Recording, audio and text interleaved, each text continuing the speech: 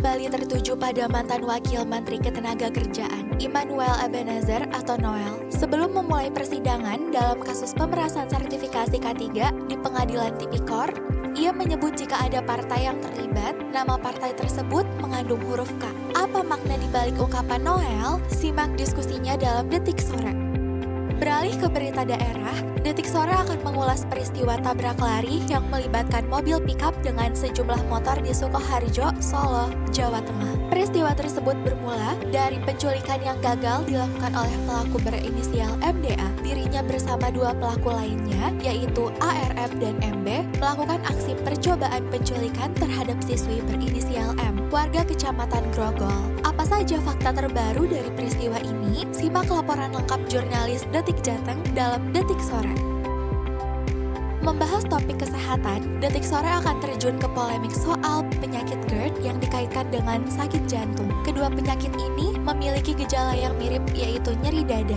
Meski gejalanya mirip, penting untuk memahami perbedaan antara kedua kondisi ini. Bagaimana membedakan gejala nyeri dada yang disebabkan GERD dan serangan jantung? Temukan jawaban selengkapnya bersama Dr. Andi Khomeini Takdir Haruni, dokter spesialis penyakit dalam segmen Sunset Talk nanti. Ikuti terus informasi terbaru dan bermutu dari Detik Sore. Jangan lupa follow sosial media kita @detiksore. Detik Sore gak cuman hore-hore. Hey, welcome to Detik Sore.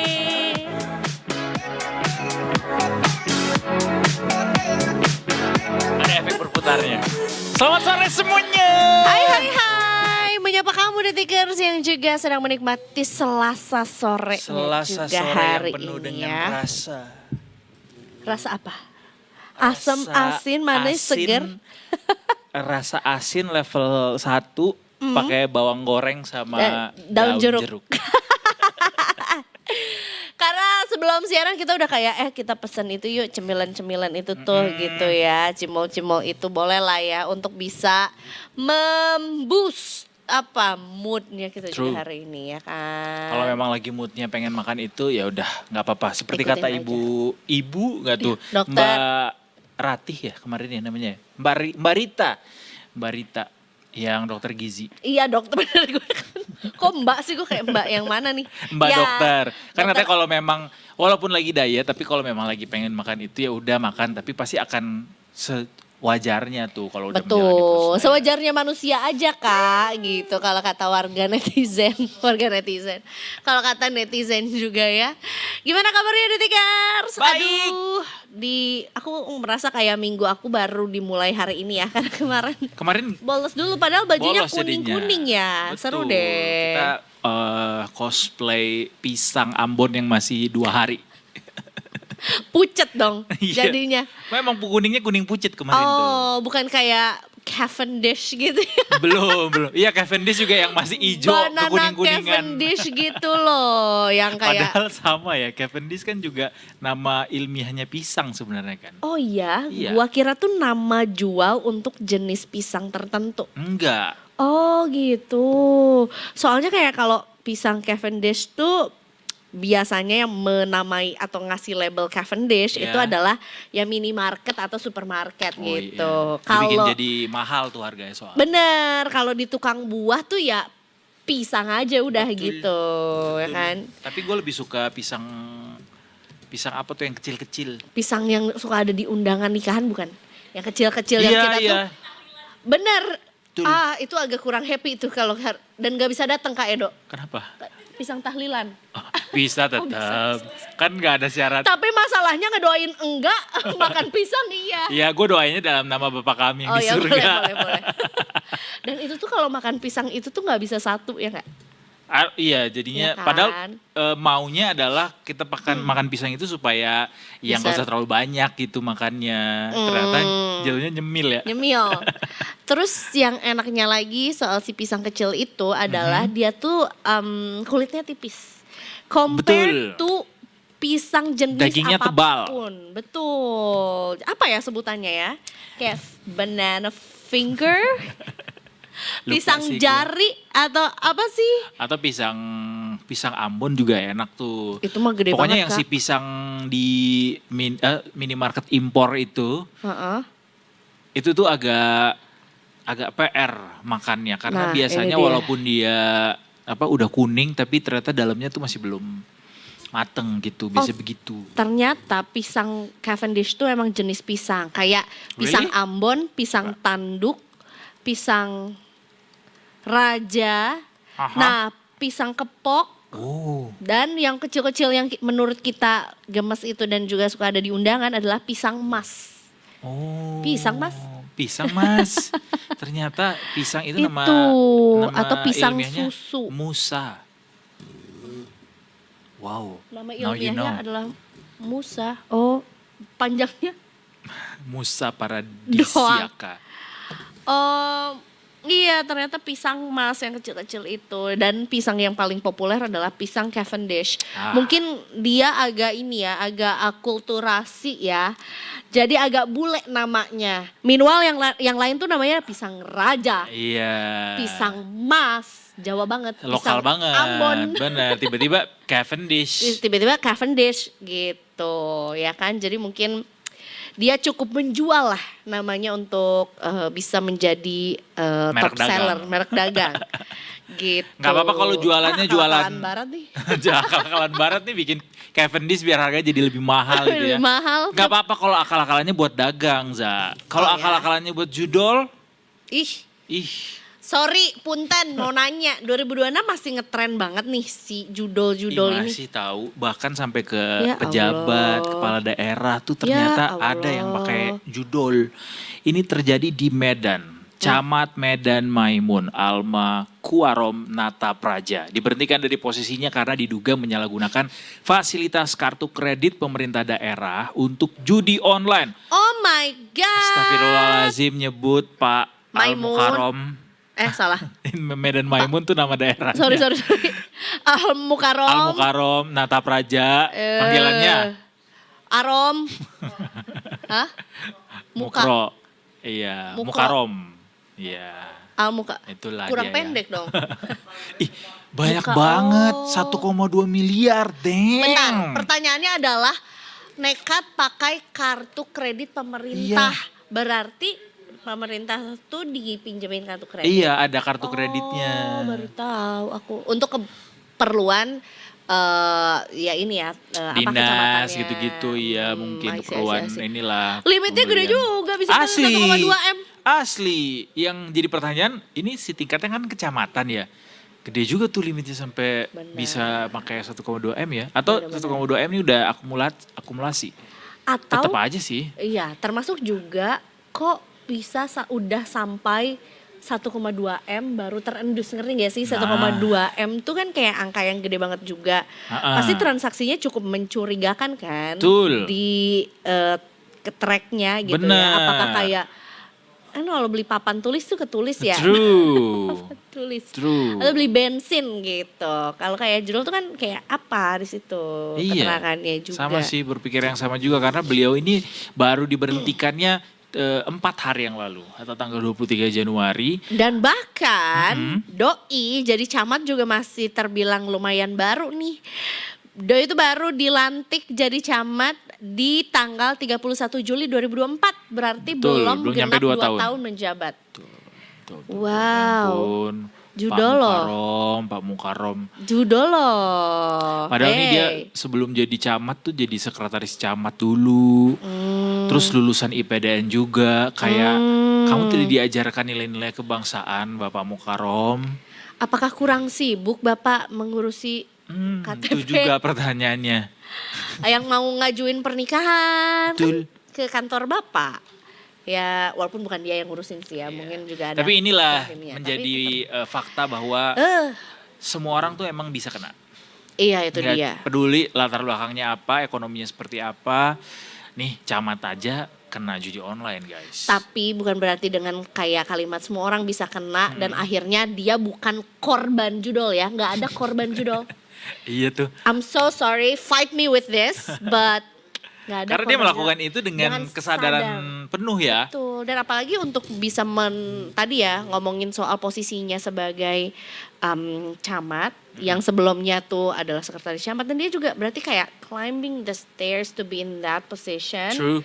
Yang let alone lah kayak apa, tapi yang jelas posisinya tuh juga cukup, harusnya juga jadi posisi di pemerintahan yang butuh kewarasan dan juga Betul, kan ada ininya ya, tes-tesnya ya. betul gitu loh, makanya kok bisa sih Iya nih. judul sampai 1,2 M pula. Ini miris Itu banget dia, sih di saat ya. banyak masyarakat kita yang nggak bisa makan gitu ya, sampai harus dibikinin MBG sama Pak Presiden. Ini malah pakai duit pemerintah buat main judol. Jangan ditiru ya.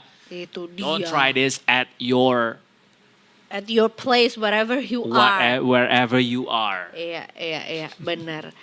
Tapi nggak tahu sih ada hubungannya nggak dengan apa ya, ratusan ya, katanya 900-an juga WNI, statusnya WNI yang juga berlomba-lomba untuk Kerja di Kamboja. menuju ke KBRI untuk minta pertolongan dipulangin ke Indonesia. Itu di Kamboja. Di Kamboja, betul. Walaupun aku nggak tahu tuh, most of the news bilang atau kabar-kabar yang bilang tuh mereka adalah pelaku atau tugasnya tuh adalah nyuruh scam gitu.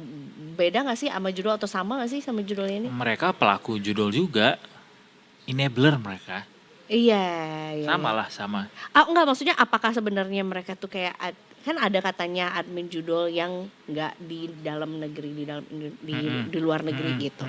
Nah, apakah sebenarnya beberapa atau berapa persen dari 900-an orang itu tuh sebetulnya juga terafiliasi dengan judul-judul ini juga gitu. Itu harus dicari tahu lagi lebih lanjut sih ya. Benar. Tapi ya itu dia, bahwa judul itu gue sepakat tidak merupakan korban, jadi tidak perlu ada apa ya, ada penormalisasian gitu ya terhadap apa yang mereka lakukan dan juga perbuat, sehingga ini harus bisa jadi efek jerah gitu untuk orang-orang nantinya. Termasuk juga ini apa tuh ya, analisis bodong aja ya. Oke. Kayaknya juga Menurut kepercayaan saya yang dangkal ini. Gak perlu harus dibilang dangkal, Kak. Tapi kayaknya yang jongkok ini. Jadinya pasal berlapis, Kak. Karena Selain satu judul. Judul itu kan sebenarnya juga penipuan. Udah ada pasalnya kalau yang nggak boleh judul gitu. Oh, iya. Terus kedua adalah menggunakan uang negara. Kayak pencurian. Buat si camat ini ya. Camat ini. Iya dong. Jadi nggak cuman kayak dia akan dihukum karena ngambil duit negara dari kartu kredit. Bahkan negara. menurut gua, Bahkan ketika seorang judulnya camat juga, aja berani melakukan ini, gak tahu nih. Di bawahnya kan ada lagi tuh, ada lurah, ada RT. Iya benar. Ada kepala keluarga. Ada kita, Ada kita. masyarakat di dalamnya. Udahlah, Janganlah kita jangan ya. berantas Jangan. judul-judul Karena biasanya ini. itu vicious cycle aja. Kalau nggak udah sejudul tuh teman-teman samping kiri kanannya ada pinjol ilegal, ada narkotika, ada minuman keras, korupsi bisa ya, 1,2 maling. M buat judul, coba buat cendol. Mana tadi? Gue udah pegang duluan. Buat cimol aja boleh gak buat cimol? Coba buat cendol, semaimun diabetes.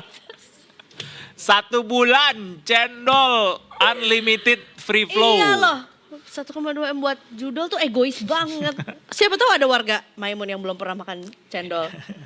Ya, kita doakan Pak Mukarem bisa mengambil Taubat. hikmah dari ini ya dan bertaubat sesegera mungkin. Iya. Kita lanjut lagi juga, ini sebenarnya kita spill dulu sebelum kita nanti masuk ke editorial review kita hari ini juga. Ini gak jauh-jauh juga dari kasus korupsi yang terungkap di Itu adalah kasus korupsi yang paling menyita perhatian kemarin karena tiba-tiba ada nyanyian-nyanyian yang juga menyeret nama-nama besar di pemerintahan. Betul, ya kan, ada cuitan cicit Cuit. cuit. Karena kan sebenarnya juga pada saat Doi tuh, gue mau beliau tuh jadi Doi aja ya. Oh, iya. Doi itu Desa. juga Desi Very unserious program. Dan itu juga kan pada saat OTT kan, itu juga menyeret 14 nama lainnya juga. Betul. Ada di lembaganya dia gitu ya, di kementerian tersebut gitu. Nah kali ini juga kayaknya dia kayak, I want to drag more people come Iya into the lagi. hall. Terus yang diseret nama yang lagi sedang jadi media darling gitu, yang disenangi banyak orang. Itu tujuannya apa, maksudnya tuh apa, terus kemudian juga bahkan gak cuma nama atau satu tokoh aja.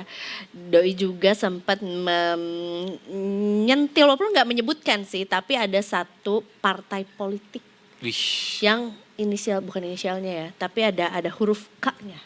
gak ada takut-takutnya doi ya. Ih gila, Eduardo Simorangkir, Wadaw. K, ada K-nya. K-nya apa tuh ya, udah si Morangkir ada K-nya lagi. Kan ada K-nya di tengah, Simorangkir. Oh, The Kir.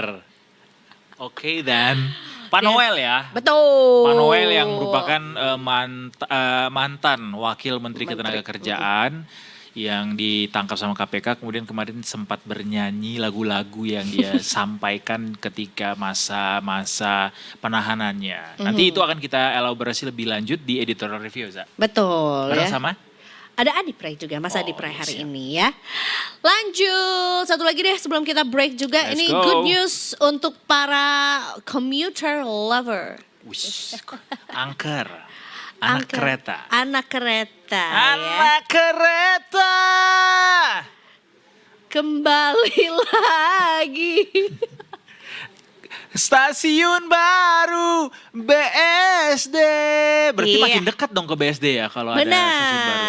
Benar, betul. Jadi ya selain juga lebih dekat, lebih apa ya, lebih cepat kayaknya. Karena kan sebenarnya selama ini, karena if I'm wrong, kita kalau ke BSD tuh jadinya harus lewat Tol. jalur darat aja, tol aja gitu ya kan. Kali ini sudah bisa dijangkau dengan KRL, Lintas Tanah Abang Rangkas Bitung atau Green Line. Nama stasiunnya dong lucu. Nama stasiunnya Tunggu. Stasiunnya bernama stasiunnya berdiri di atas lahan seluas 2.435 ya. Dan stasiun ini memiliki bangunan 3 lantai. Oke. Dan dirancang melayani hingga 20.000 orang penumpang setiap harinya. That's quite huge. Let's call it Stasiun Jatake. Jagung, tales, Keju. keju. Itu menarik lagi. Jagung, talas dan keju. Tales tuh That's a good combination. boleh, jadi teksturnya beda ya. Kalau jagung tuh kan kayak cross langsung nyos gitu kan. Iya. Cross langsung nyos. Maksudnya kan jagung rebus. Kita mau ngomongin stasiun gak sih? Kenapa namanya Jatake ya? Jakarta? Oh nama Emang daerahnya daerah Jatake. Oh Jatake. Oh. Jetake. Kalau Belum pernah ada di Perancis- telinga gua mendengar orang menyebut stasiun Jatake Jetek sih. Kalau Prancis Jetame. Oh, aku cinta kamu. Kalau Jakarta Jetake. Oh emang Sorry namanya aku gak bisa Jatake. bikin Maaf ya, rule gua of nggak three-nya yang lebih lucu. tahu. I lost in Jetek. Tapi per kapan ya? Besok. Diresmikan besok hari Iya. Rabu 28 Januari katanya. Ya. Good. Selamat kalau begitu. Berarti Nih, semua warga BSD nggak perlu pusing-pusing lagi. Gua pengalaman gue selalu setiap kali ke BSD kalau mau balik lagi ke Jakarta tuh susah karena mau dapet taksi online tuh susah dari sana. benar. Maksudnya juga taksi online juga harus memperhitungkan kayak kalau gua ngantar ke sana baliknya lagi gua isi apa kosong ya gitu. Iya, kecuali dia memang rumahnya di Jakarta juga kan. Benar. Tapi ini juga jadi satu hal yang cukup menarik juga. Perumahan di BSD naik nih harganya ya. Wah, dia sekarang tanpa stasiun ini aja udah naik, apalagi ada stasiun pasti Makin ya. naik gitu Makin loh. di sebelah barat Jakarta berarti ya. Tenggara, barat, daya. Barat, daya, Tenggara. Tanya kalau friend dia. Kenjurang, right? Iya, kan Kenjurang. Tenggara arah barat kan? Barat daya Jakarta ya? Kalau BSD itu. Barat daya. Barat kan? daya. Dia gini dulu. Barat Barat daya. daya. Iya. Iya. Tapi ya. mudah-mudahan dengan bertambahnya apa namanya lajur bukan jalur Stasiun. dan juga makin panjang lah ya sampai BSD juga jadi memberikan solusi yang lebih oke, lebih baik juga untuk para angker, mengurangi kemacetan. Semoga ditambahin juga gerbongnya Armadanya, juga, terutama di jam-jam sibuk. Betul. Di Ini jam-jam on the way prime kok. time. Masih ada lagi yang datang dari Madiun. Kan kemarin dari China udah pada datang tuh yang impor dari China. Yang dari Madiun juga udah pada kelar gitu. Ada beberapa lagi yang Buatan masih akan. Indonesia. Buatan Indonesia. Keren. Pertama kalinya Indonesia bikin KRL. Gila. Menurut gue sih. Buat dalam negeri ya. Karena selama ini bikinnya cuma buat Bangladesh. Oh, kalau Jakarta, Bandung punya Wush. Nah kalau yang ini buatan Madiun, brem.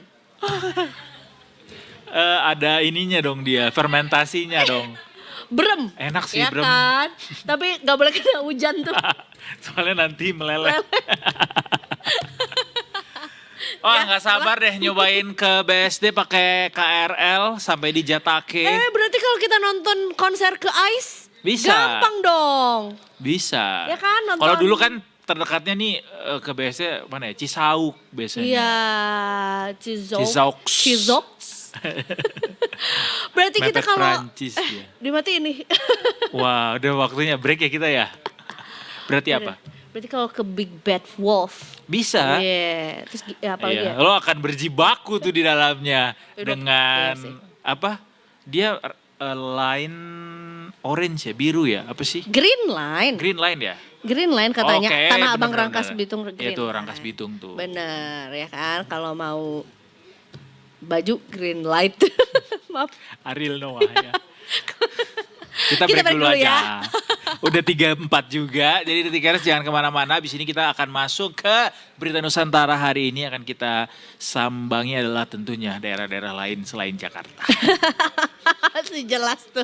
Banyak banget. Selain Jakarta daerah lain apa lagi? Oh ke Jateng, kita ke Sukoharjo. Boleh ya. Jangan kemana-mana, masih di Detik Sore. Gak cuma hore-hore.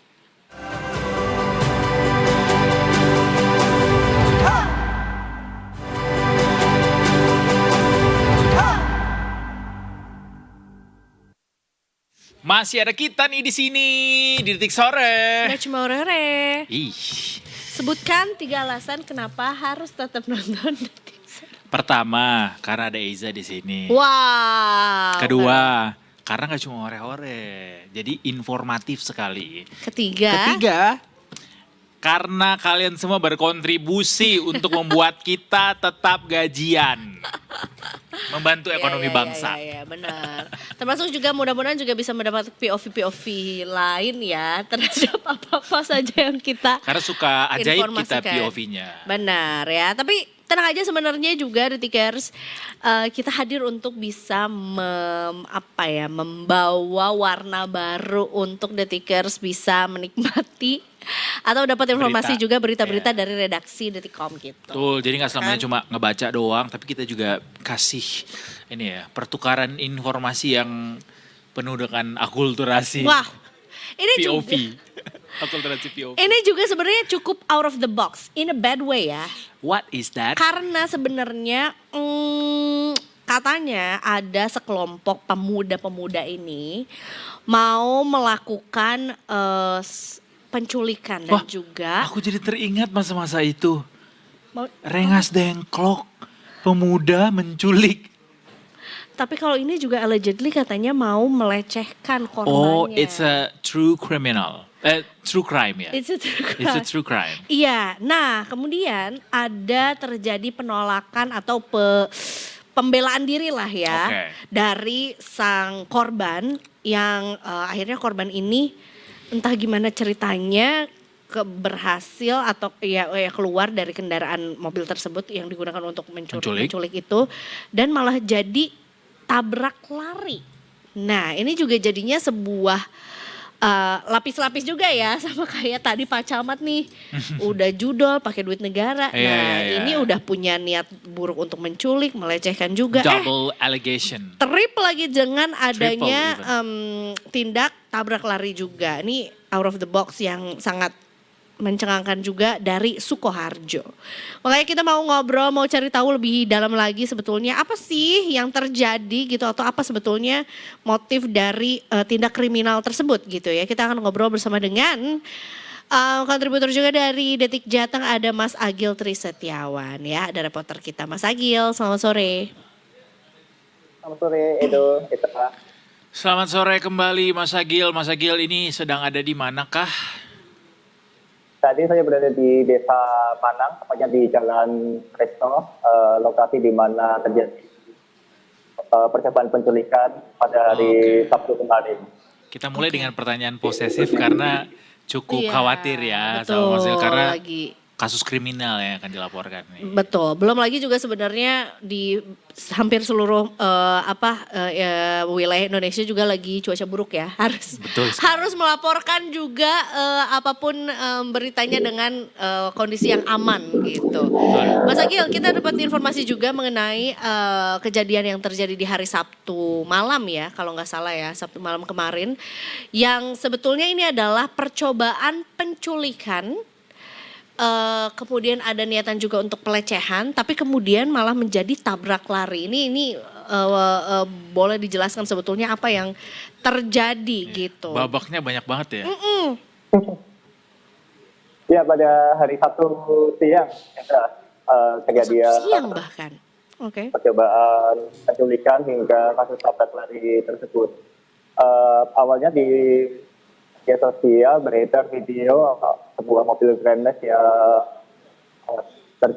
melakukan tabrak lari di sejumlah titik yang berada di kecamatan Kabupaten Sukoharjo sampai dengan Kota Solo. Setelah ditelusuri, ternyata sebelum insiden kecelakaan tersebut, pengemudi mobil Grand Max tersebut melakukan percobaan penculikan yang berada di Jalan Kresno, Desa Manah, Kecamatan Gresik, Kabupaten Sukoharjo.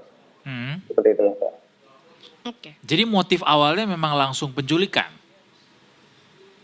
Ya, dapat kami laporkan bahwasanya kejadian sekitar pukul setengah 12 siang, yang mana pengemudi mobil Grand Max berinisial MDA laki-laki warga Cirebon, yang mana di dalam mobil Grand Max itu juga terdapat dua penumpang rekan dari MDA berinisial ARM dan MB.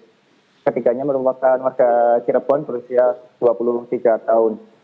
Awalnya dari keterangan warga, pelaku datang di Desa Manang ini sudah mengganggu warga, yang mana ada salah satu warga yang ada di Desa Manang ini yang tengah berada di depan rumah, tiba-tiba didatangi pelaku menggunakan mobil lalu digoda dengan meminta kenalan hingga meminta nomor handphonenya. Saat warga perempuan ini tidak nyaman dengan tindakan pelaku, dia berteriak lalu datang suaminya sedang keluar menegur pelaku, lalu pelaku melarikan diri.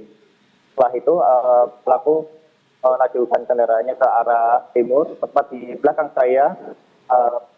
Pelaku bertemu atau berpapasan dengan korban, yang mana korban adalah seorang perempuan berinisial MPS 19 tahun yang saat itu melaju di depan mobil pelaku. Tiba-tiba motor korban diseret sehingga berhenti, lalu pelaku keluar dari mobil dan mencabut kunci motor, lalu menarik korban dan memaksa untuk memasukkan korban ke dalam mobil tersebut.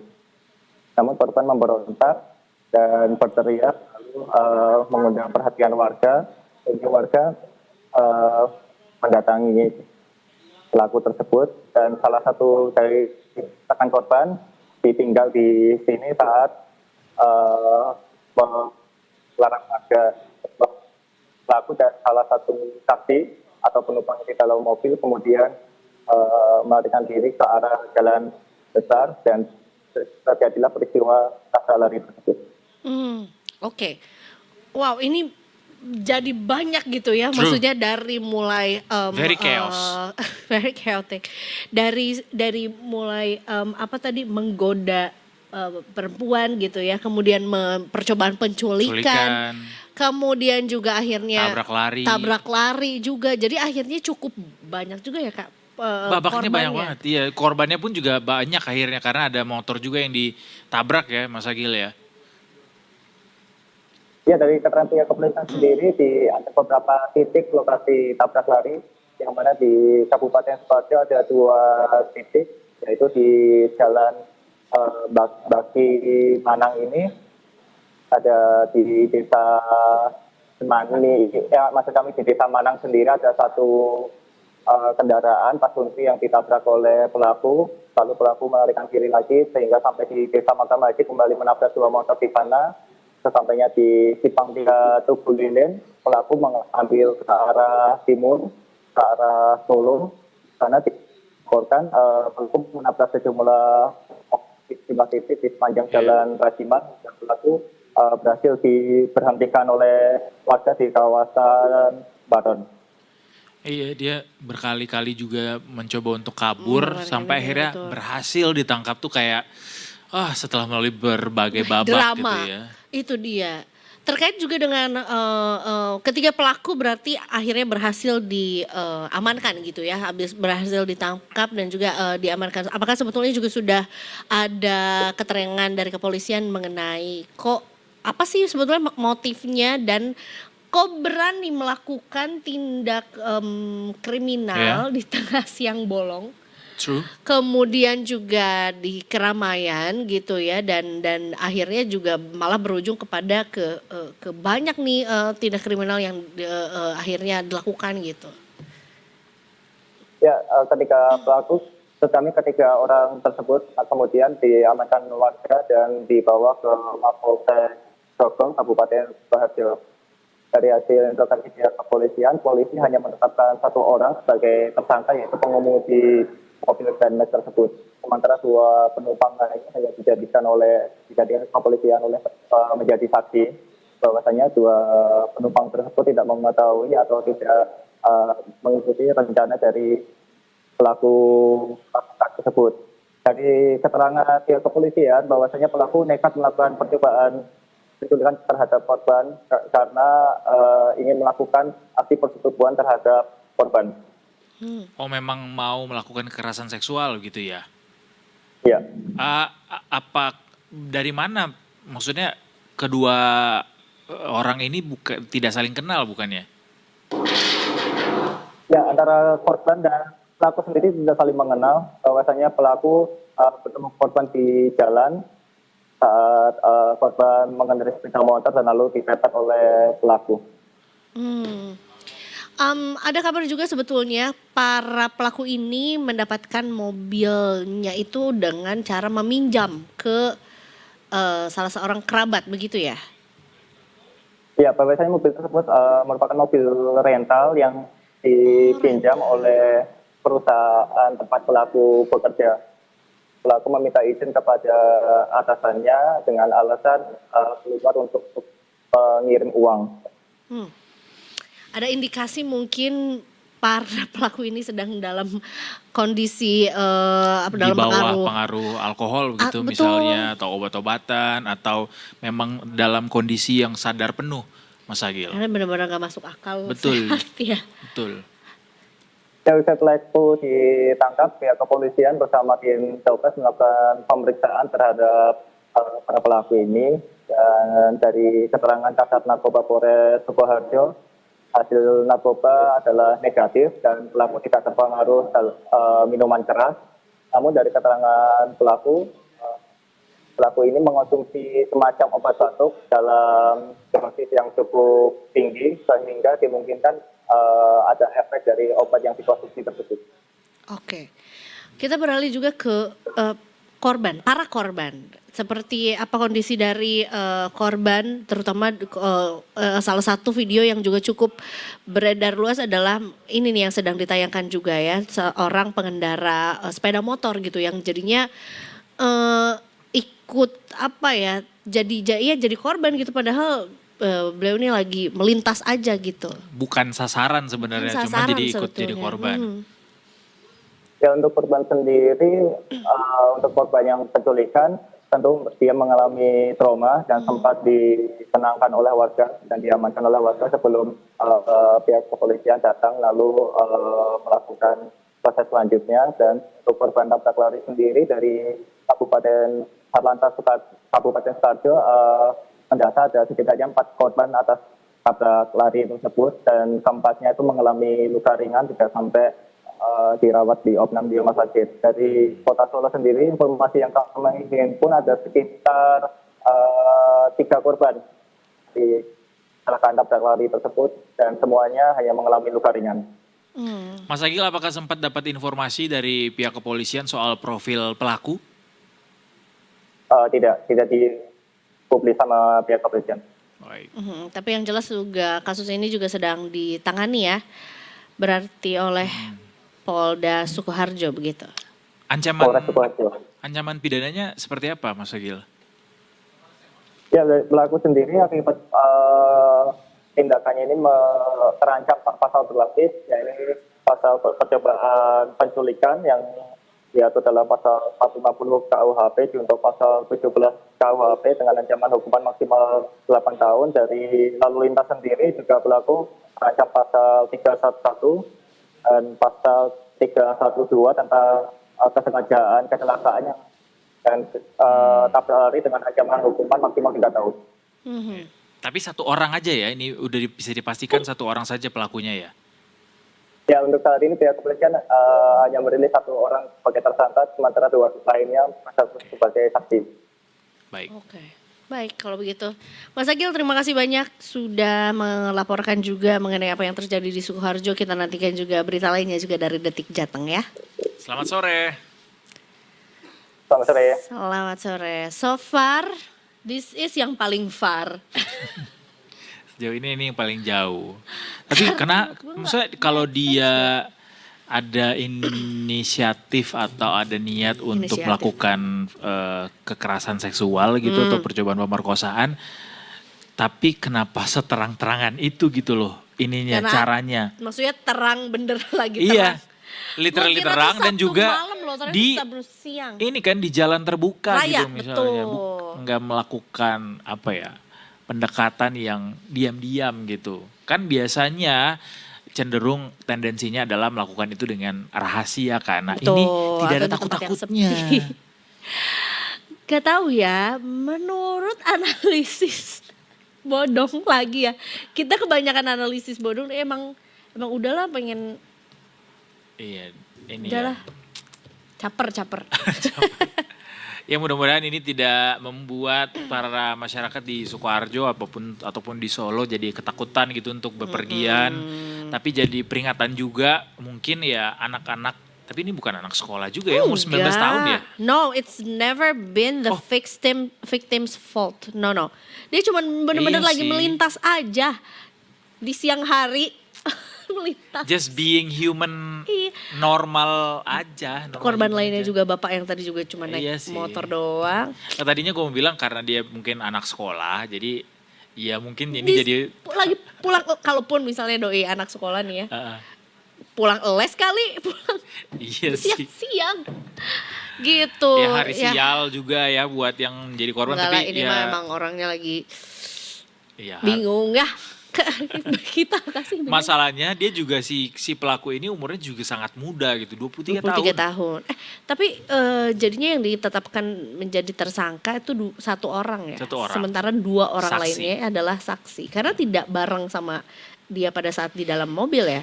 Kukira tadi di mobil tuh ada banyak orang. Iya. Bukan ya? Cuma 1 doang yang di ketok-ketokin pakai helm sama masyarakat yang untung aja tuh nggak ada main hakim sendiri ya di tempat ya, bisa sampai dibawa sama polisian karena memang lumayan jauh tuh kejar-kejarannya sepanjang Sukoharjo dan Solo.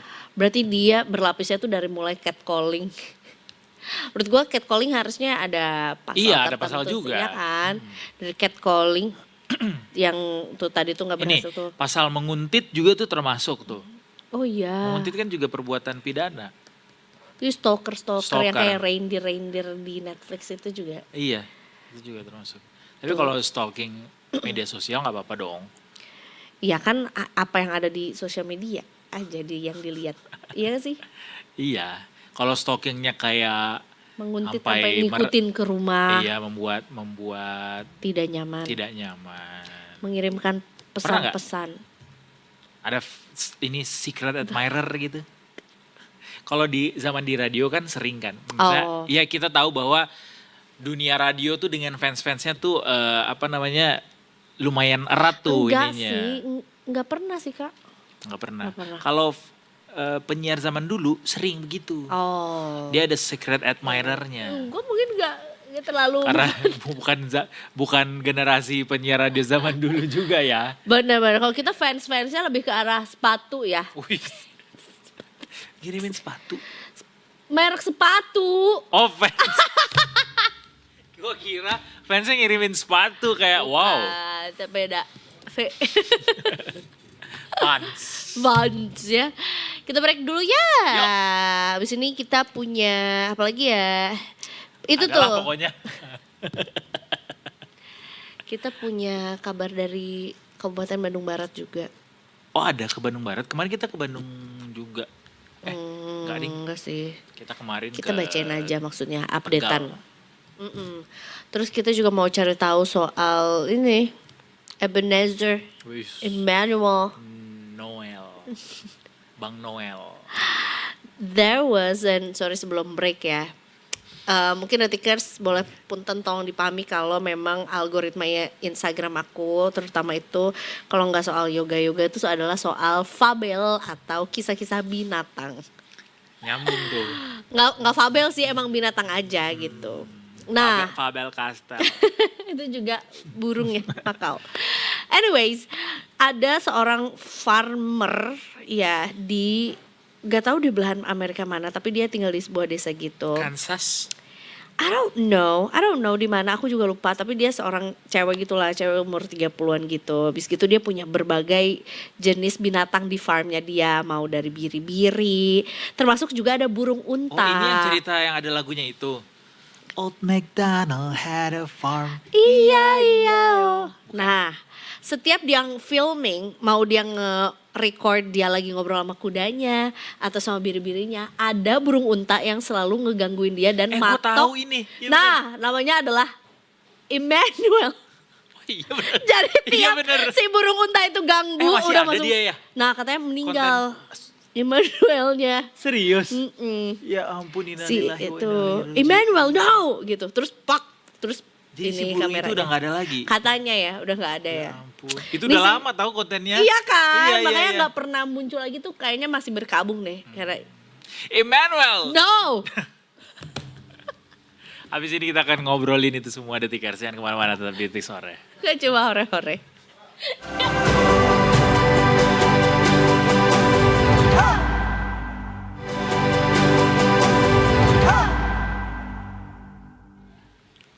Nipah aja Detikers. Itu dia yang akan kita obrolin di sore hari ini di jam 4.14. Betul. Hari ini tanggalnya tanggal cantik ya? 270126. Oh, kemarin ya kemarin. 260126 melamar orang.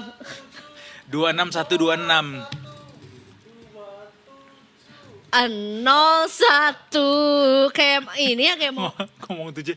27. udah nomornya salah. Duh, bisa dihantam gua sama sepertiga populasi Iya. bumi ini.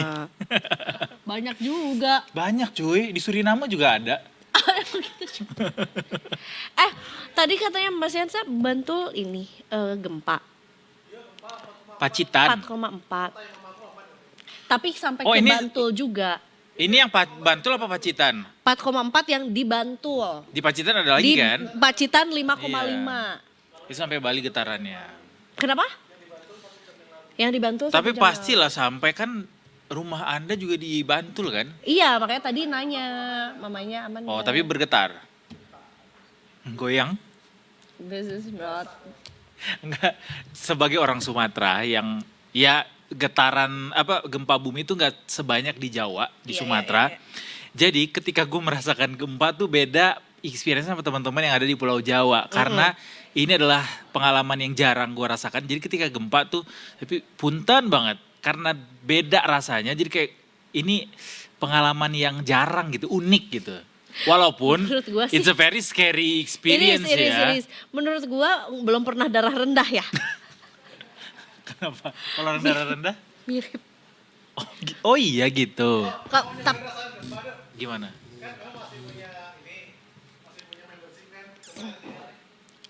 RDL RDL tuh yang mana? alatnya apa? Yang Oh. gini ya? Oh yang ini, itu mah sering aku. Gak ada.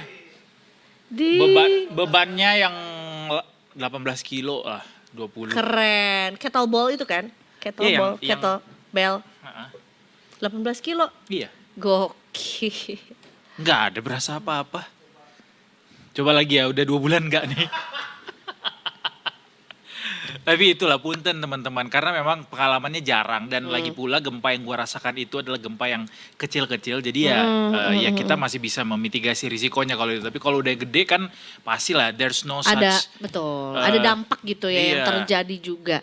Terutama sebenarnya gini juga, waktu itu gue pernah dengar pemaparannya siapa ya, di Indonesia tuh juga saking sering gempanya juga sebenarnya gempa yang apa ya, Biasa itu. yang Yang kecil? dianggap luar biasa oke. itu adalah ketika punya dampak besar sama masyarakat. Mm-mm.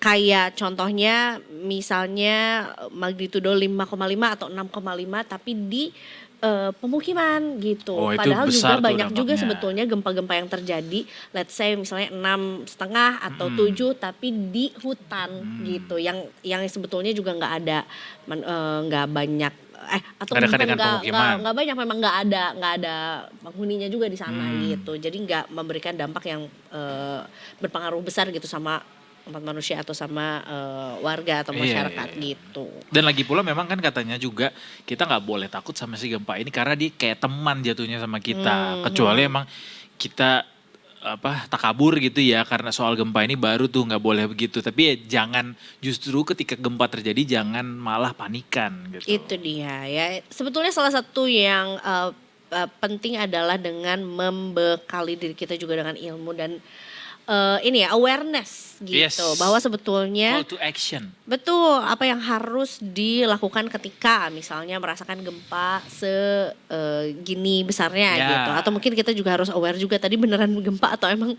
lagi darah rendah Rendah nih ya. gitu kan ya, untuk selalu diupdate Anemia. juga daerah-daerah yang let's say misalnya nih kayak gue punya keluarga di Kabupaten Bandung Barat juga, gue Ya, punya keluarga ya di sana juga, jadi harus aware tuh apakah ada gempa di sana, ada update soal tanah longsor juga kemarin juga di sana, jadi gue cukup was-was gitu ya. Yes. Soal daerah-daerah yang memang kita juga perlu tahu karena let's say ada orang yang kita sayangi atau keluarga Iya, yang tinggal kita di kenal sana gitu di sana ya. Begitu Detikers, jadi ini menyambung lagi juga mengenai apa yang terjadi 1 jaman yang lalu kurang lebih. Itu terjadi juga di Bantul dan kemudian ada juga di Pacitan. Ini kampung halamannya Pak SBY nih. Betul. Sama kampung halamannya Inul Daratista. Oh. Sama-sama di Pacitan Pacitan juga. Pacitan apa Pasuruan ya kalau nggak salah? Kayaknya Pacitan deh. Karena kalau nggak salah Mbak Inul tuh pernah bilang kayak kampungku sama kampung Pak SBY. Let me check first. Oke, tapi yang jelas ini gempanya berpusat di darat pada kedalaman 105 km di koordinat 8,14 lintang selatan dan 111,33 bujur timur atau 23 sampai 25 km di Laut Pacitan, Jawa Timur ya. Jadi ini sempat dirasakan juga tuh getarannya hingga sampai Daop 7 Madiun dan wilayah Daop 8 Surabaya termasuk lintas Malang.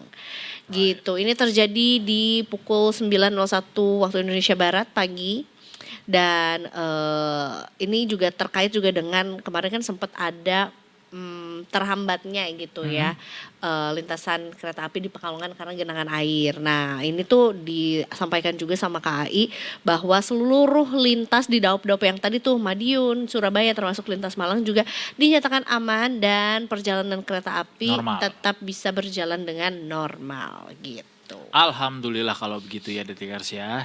Ya kalau gempanya tidak berpotensi tsunami, kemudian juga tidak menimbulkan dampak, berarti ya masih just another getaran aja ya. Karena kan kita memang dilalui sama si Ring of Fire itu. Iya, just another day in Indonesia. Just another day in Indonesia. Tapi it's supposed to be not another day, another kind of day in Indonesia.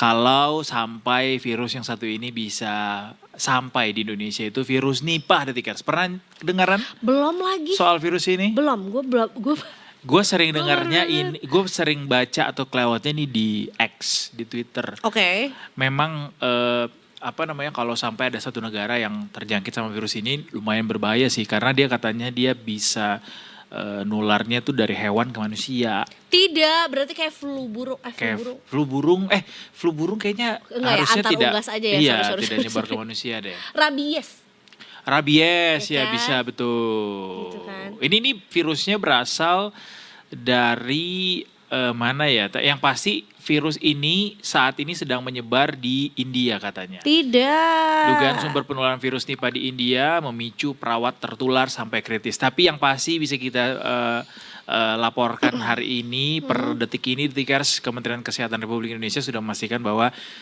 belum ditemukan kasus penyakit virus Nipah di Indonesia di tengah meningkatnya kewaspadaan global menyusul laporan kasus yang saat ini sedang terjadi di India. Iya, katanya hati-hati, boleh dicek aja gitu ya ketika ada keluhan seperti demam dan juga sesak napas gitu. Karena salah dua gejalanya yang dirasakan sama pasien-pasien ini adalah gejala pernapasan berat gitu katanya ya. Tapi hopefully enggak lah, jangan sampai masuk Jangan Indonesia deh. ya. Iya, jadi keinget deh itu siapa ya selebgram yang kemarin abis dari India, kalian pasti tahu kan? Tinsi. Banyak selebgram dari Selebgram India. yang kemarin dari India. Ajuju. Oh iya. Cowok itu yang dia Iya, nyobain iya. nginep di hotel Content creator ya? content creator. Iya, dia jalan-jalan ke India sendirian. sendirian. Terus cobain ke hotel-hotel yang Betul. unik ya. Hotel termurah di dunia. Hati-hati tuh. Terus Iya. dia ke sungai yang buat kayak Sungai Gangga. iya sungai. Iya, Gangga, di, ya. di sungai itu sering dipakai sama umat India untuk berbagai macam kepentingan, termasuk Ada upacara-upacara prosesi, adat untuk kematian dan segala macam. Makanya banyak lalu lalang jenazah tuh pada saat Betul. dia lagi ada di sana juga. Ngeri. Mudah-mudahan jangan sampai, yang pasti memang kasusnya sedang terjadi di Indonesia, amit-amit, di India. Itu kan duit. Pemantauan situasi global dan laporan WHO hingga 23 Januari tercatat ada 2 kasus konfirmasi dan 3 kasus suspek virus Nipah di West Bengal di India. Walaupun belum ada laporan kematian dari kejadian tersebut, tapi pemerintah masih terus memantau perkembangan situasi virus Nipah ini baik di India maupun di negara lain, dan mudah-mudahan bisa sangat maksimal gitu untuk operasi mitigasinya ya. Jangan sampai perbatasan-perbatasan atau pintu-pintu masuk ke Indonesia tuh lengah gitu. Mau dari pelabuhan, bandara, ada lagi tuh. Stasiun. Iya, stasiun kereta. Ya ada ya kereta yang berbatasan, nggak ada. Nggak ada di kita.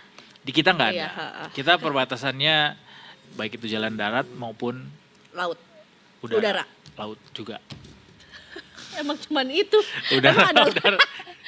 Bawah ada tanah. yang lain. Nggak ada ya. Lewat apa? Ruang hampa. Yang transportasi publik maksudnya Iya. ya. Itu dari udara, itu dari pesawat, bandara, atau dari laut. Gitu. Iya, hati-hati deh pokoknya kalau mau bepergian gitu ya. Termasuk juga, ini sih sebenarnya bukan hati-hati, ini adalah sebuah prestasi. Wow. Gua sebagai, nggak cocok nih pakai gue. Aku sih sebagai teteh-teteh Bandung, bangga banget. Sampai ini ditulis sama Detikom, alus pisan. Bagus banget ya. Bagus banget.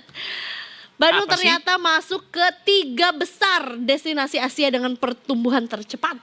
Apanya? Pertumbuhan Pertumbuhan ke atas bukan ke samping. Pertumbuhan wisata maksudnya. Betul. Iya sih,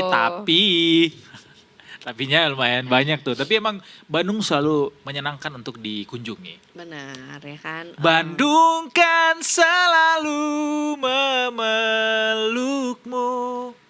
Yeah.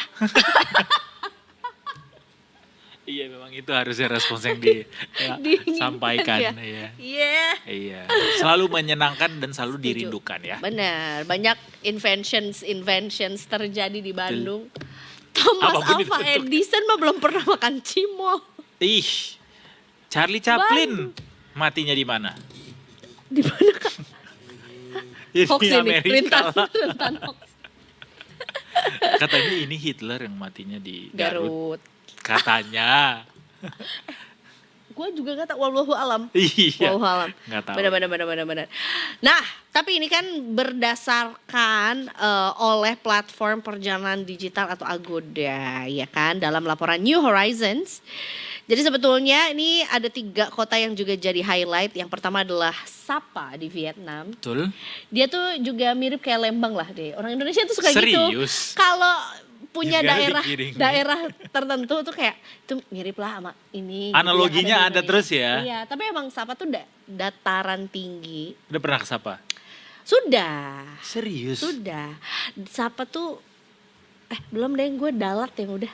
Maaf. Katanya kan Sapa ini Yang kayak ada cable car-nya, yang Mini ada Europe. benar. catcalling? Bukan dong. Jangan ada. Cat Village.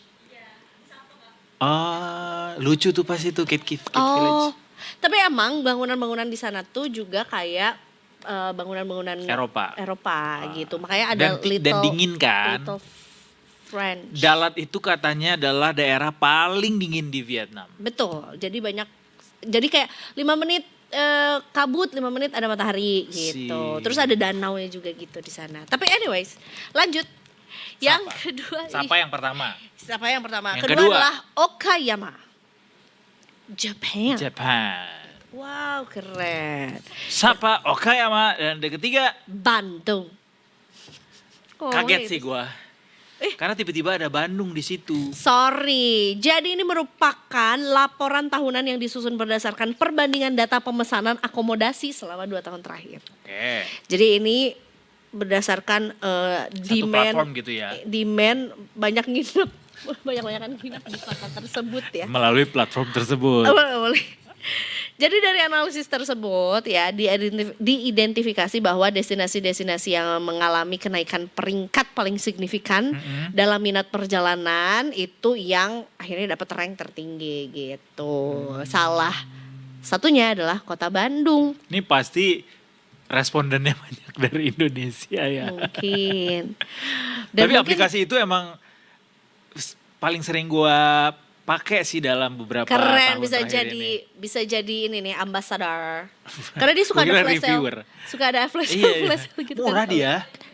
Benar. Iya, walaupun memang ada pajak-pajaknya yang kadang-kadang pas sudah ditotalin tuh, tapi Di tetap setting, lebih Kak, murah. di settings. Jadi lo pada saat di settingsnya itu adalah mau nunjukin harga include tax atau exclude tax. Oh, jadi iya, ada iya. juga, jadi gue juga gitu kayak Jadi bisa kok pas ketahuan diklik langsung akhirnya. jadi lebih mahal atau ada pertambahan harga lagi. Nah ternyata di settingsnya itu bisa ditaruh kayak lo mau harga total bisa per night without tax, I per see. night with I tax, see. terus total trip dengan tax. Oh, itu semua di gitu. setting ada. Ada settingannya. Jadi gue kayak final fare-nya tuh segini. Tapi tetap gitu. aja untuk mendapatkan si diskonnya tuh nggak terlalu banyak TNC, jadi gampang gitu. Jadi gue suka UI UX-nya juga sederhana, jadi Keren. I love Brand ambassador. the application. Iya, ada iklan di YouTube juga.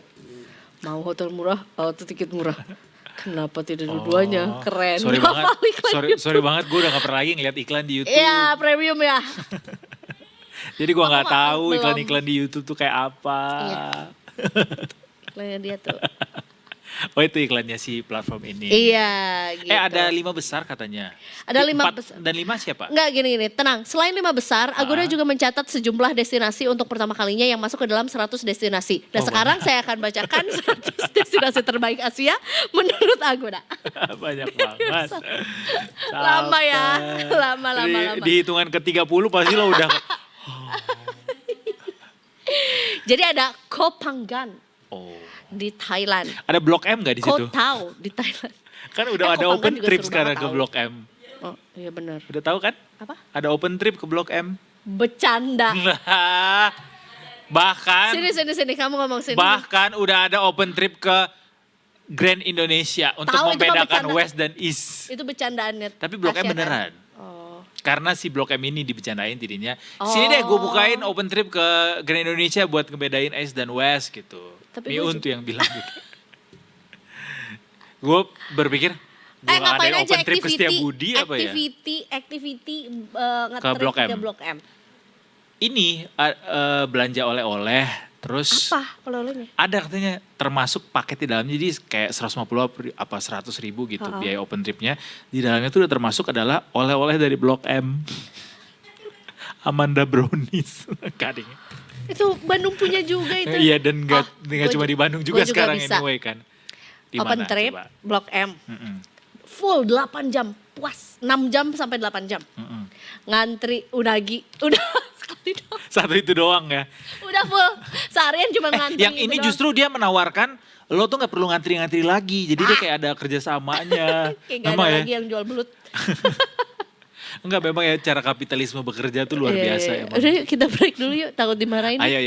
Kita break, abis ini kita mau menuju ke editorial review. Sebelum akhirnya kita akan ngomongin soal GERD, penyakit yang akrab dengan kita para pekerja di ibu kota ya. Iya lagi benar ya. Jadi jangan kemana-mana, masih di Detik Sore. Gak cuma hore-hore.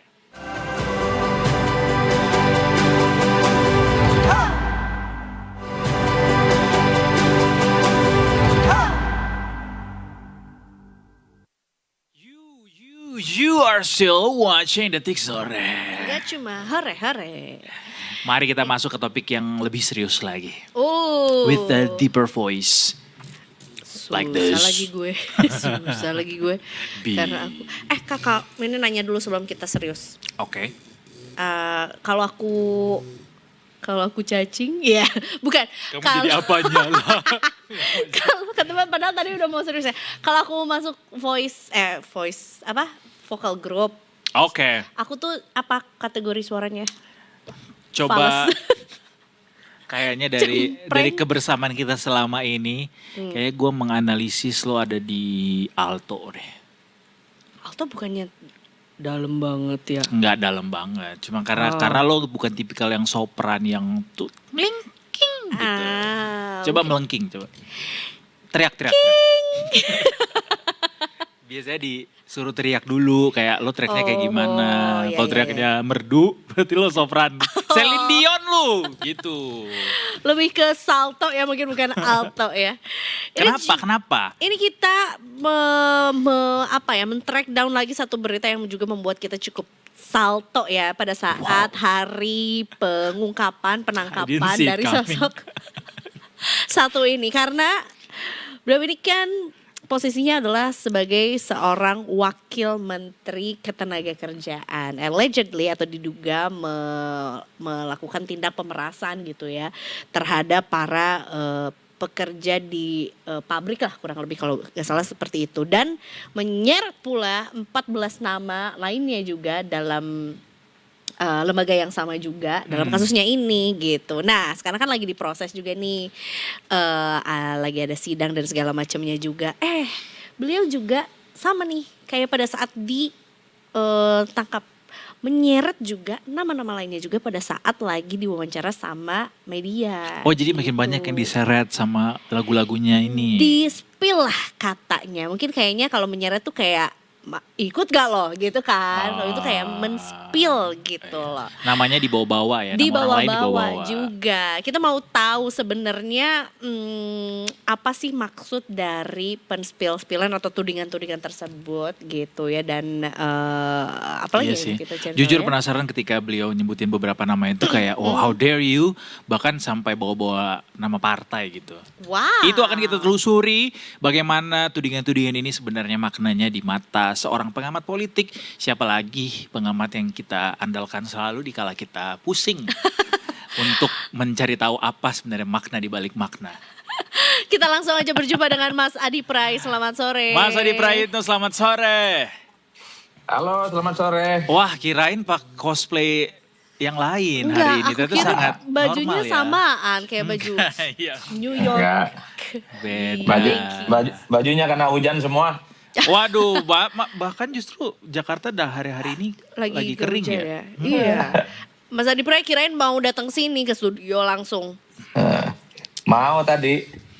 Mau tadi. Mau Ya udah tadi ya. kapan-kapan ya. Tapi ini masih fresh sekali untuk kita obrolin karena baru kemarin kejadian yaitu soal berbagai macam hal yang diomongin sama terduga kasus pemerasan ini, yaitu Immanuel Ebenezer atau Noel. Dalam hal ini kita kenal sebagai Wakil Menteri Ketenagakerjaan X ya. Dan beliau tuh sempat spill beberapa hal di dalam proses pemeriksaan ini, termasuk nama-nama yang disebutkan sama beliau. Kalau sejauh ini sih sebelum yang kemarin kejadian ada beberapa juga yang ikut dibawa-bawa sebenarnya sama beliau. Tapi sekarang dilakukan lagi. Mas Adi ngeliat ini kayak Apa sih maksudnya? apa sih maksudnya, bener kayak nggak ada takut-takutnya nih orang gitu. What do you think, Mas Adi? Ya tentu hanya beliaulah yang tahu persis ya apa yang dimaksudkan itu dengan mention sejumlah inisial yang juga terindikasi terlibat dalam urusan penyuapan ya. Tapi bagi saya satu hal, pesan politiknya yang bisa ditangkap oleh publik, yaitu bahwa dalam persoalan ini tidak hanya melibatkan satu atau dua orang, tapi ini melebar kemana-mana. Ada partai dan ada ormas. Jadi bukan hanya partai lah, tapi juga ormas. Ini yang sebenarnya sedang ditunggu betul oleh publik, bahwa jangan sampai ini hanya sebatas statement media, tapi kemudian tidak diungkap secara signifikan. Tentu publik berharap supaya Noel ini nanti di persidangan-persidangan yang ke depan pastinya akan digelar, menyebut satu persatu. Iya. Kira-kira siapa orang itu yang kemudian terindikasi juga terlibat menjadi bagian dalam proses penyuapan ini. Kan itu yang paling ditunggu sebenarnya. True. Saya kira di situ sih sebenarnya konteksnya. Jadi kalau Yang paling nyata. udah sampai beliau keluar gitu dari mulutnya soal ini, harusnya itu diungkap lebih terbuka lagi nanti di persidangan gitu kan, Mas Adi. Oh iya. Jadi Ini nggak ada seperti- no turning back gitu maksudnya. Kalau udah keluar ya udah jelasin sekalian gitu apa maksud dari omongan itu gitu. Ya kalau ini hanya sebatas gimmick atau misalnya untuk memancing bagaimana respon publik untuk mengikuti kasus ini, itu nggak ada gunanya. Kenapa? Ya untuk apa? Untuk apa? Kalau hanya memancing perhatian publik, mendapatkan percakapan dan pergunjingan, supaya ini ada gunanya, bagi saya yang paling penting adalah bagaimana ya harus disebutkan di persidangan secara terbuka, nggak perlu pakai inisial-inisial. Sebut saja apa partainya, apa ormasnya, ataupun pihak-pihak lain yang diindikasikan juga terlibat dalam urusan pemerasan ini. Kan itu yang ditunggu oleh publik. Tapi ini tudingan menurut kacamatanya Mas Adi, walaupun lagi nggak pakai kacamata ya. Iya, boleh. Ini tudingan serius atau gimmick aja? Ya tentu dalam posisi seperti sekarang ini, tak ada orang yang ingin menyembunyikan sesuatu yang diketahui. Mestinya kayak gitu. Seharusnya. Jadi yang disampaikan itu adalah sesuatu yang memang mungkin dialami secara langsung, diketahui secara langsung, secara transparan diketahui. Makanya tentu ke depan dalam proses-proses persidangan, tentu publik berharap menyebut siapa pihak-pihak lain yang terkait dengan peristiwa ini. Karena kalau ini tidak diungkap secara eksplisit, ya khawatirnya ini hanya sebatas gimmick, hanya semacam wacana, hanya diskursus yang kemudian tidak ada ujungnya. Apalagi sih yang ditunggu untuk menyebutkan pihak-pihak itu, kan itu aja judulnya. Kalau sampai gimmick sih anti klimaks banget deh jadinya. Ya tentu ini bukan gimmick kok. Kecenderungannya, karena ini suasananya kan sedang proses persidangan ya, untuk mendiagnosa persoalan sebenarnya apa saja yang terjadi dalam proses-proses penyuapan. Karena banyak pihak selama ini menduga bahwa terkait dengan penyuapan itu, pemerasan maksud saya, bukan hanya terjadi pada era sekarang, tapi justru korespondensinya itu terjadi pada periode-periode sebelumnya. Itulah yang sebenarnya sedang ditunggu, bahwa jangan sampai ini hanya menjadi isu, hanya menjadi gosip, disebut inisial partai tertentu, dan kemudian ada ormas-ormas tertentu yang konon ya terlibat dalam urusan-urusan pemerasan ini. Menurut saya kalau ini diungkap, ini luar biasa. Karena kalau bicara tentang partai itu bicara institusi. Kalau bicara ormas itu bicara institusi, bukan lagi person to person, bukan lagi orang per orang. Gitu ya. Iya. Tapi Iya. sebetulnya berarti nge-spill ini tuh buat ngasih apa ya, bergain atau ngasih apa ya, teguran kayak bisa aja loh gua kasih nama lu gitu atau Iya. atau apa sebenarnya? Ada Kenapa motif harus lain gitu ya. Ya, bagi saya sih apapun motifnya yang secara persis, satu hal ya. Semoga ini menjadi momentum untuk menjadi whistleblower sebenarnya. Untuk meniupkan peluit-peluit kepada pihak-pihak yang selama ini mungkin dianggap tidak terlibat, tapi dalam praksinya juga menjadi bagian dalam urusan pemerasan-pemerasan yang kemudian ini menjadi bagian dari proses hukum. Mm-mm. Ya, kalau misalnya ini bergen atau apa, saya kira sudah nggak relevan. Karena kalau sudah berurusan dengan hukum, sudah ditangani oleh penegak hukum, ditangani oleh KPK, dan sekarang sudah disidangkan, saya kira soal bergen, ngulur-mengulur, butuh atensi, itu sudah tidak ada gunanya. Karena ini kan prosesnya sudah transparan, sudah gamblang, dan Bung Noel juga sudah mengakui kan apa saja yang menjadi proses selama ini, menjadi penyidikan dan seterusnya itu, Mas. Tapi ngelihat pandangan beliau atau yang bersangkutan bahwa mengatakan bahwa ini adalah merupakan operasi tipu-tipu gitu. Ini kan jadinya sebuah apa sentilan yang serius juga jadinya buat aparat penegak hukum. Mas Hadi, ini sebesar apa kepastian yang beliau yakini saat ini sampai berani menyatakan hal seperti itu, Mas Hadi? Ya, satu hal yang pasti, biasanya setiap orang ketika berurusan dengan hukum pasti selalu merasa tidak bersalah. Pasti selalu merasa tidak pernah merugikan negara. Pasti selalu merasa sepeser pun tidak ada masuk ke rekening pribadinya. Dan selalu menuding bahwa ada upaya-upaya misalnya kriminalisasi, ada upaya untuk menutup-nutupi dan seterusnya dan seterusnya. Tapi bagi saya dalam proses penegakan hukum di Indonesia pastinya sudah ada 2 alat bukti minimal yang dijadikan sebagai petunjuk, dijadikan sebagai acuan untuk menjadikan seseorang itu tersangka. Nggak main-main, karena saya kira di negara kita ini apa sih yang nggak transparan, apa sih di negara kita yang nggak diketahui oleh publik. Jadi menurut saya agak sedikit beresiko kalau persoalan hukum itu dikait-kaitkan dengan urusan politik, dikaitkan dengan mengada-ada. Saya termasuk yang cukup meyakini bahwa proses apapun hukum di negara kita, termasuk juga soal pemerasan terkait dengan KPK ini, ya penegak hukum sudah mengantongi barang bukti untuk dijadikan sebagai petunjuk bahwa ada pihak-pihak tertentu yang sudah terlibat dalam persoalan ini. Salah satunya mantan Wamen ini. Ya ke depan bagi saya supaya ini clear, supaya ini menjadi transparan, tinggal disebut saja siapakah partai yang ada inisial Dan K-nya mestinya itu. ini akan dibuka kembali nanti di persidangan kan, Mas? Ya pastinya. Pasti ya. Dan tapi yang jelas satu hal bahwa publik akhirnya berspekulasi dan menduga-duga. Sebenarnya selama ini yang menjadi menteri di bidang ketenagakerjaan dari mana sih? Ya kan? Iya, Itu betul. publik sudah mulai terkoneksi dan sudah mulai menebak-nebak. Tapi tidak ada yang berani menyebut apa itu nama partainya, apa itu merek partainya. Ya khawatir ini dianggap sebagai pembunuhan karakter, penggiringan opini. Belum lagi misalnya ada undang-undang KUHP yang baru kan rada-rada ngeri sedap.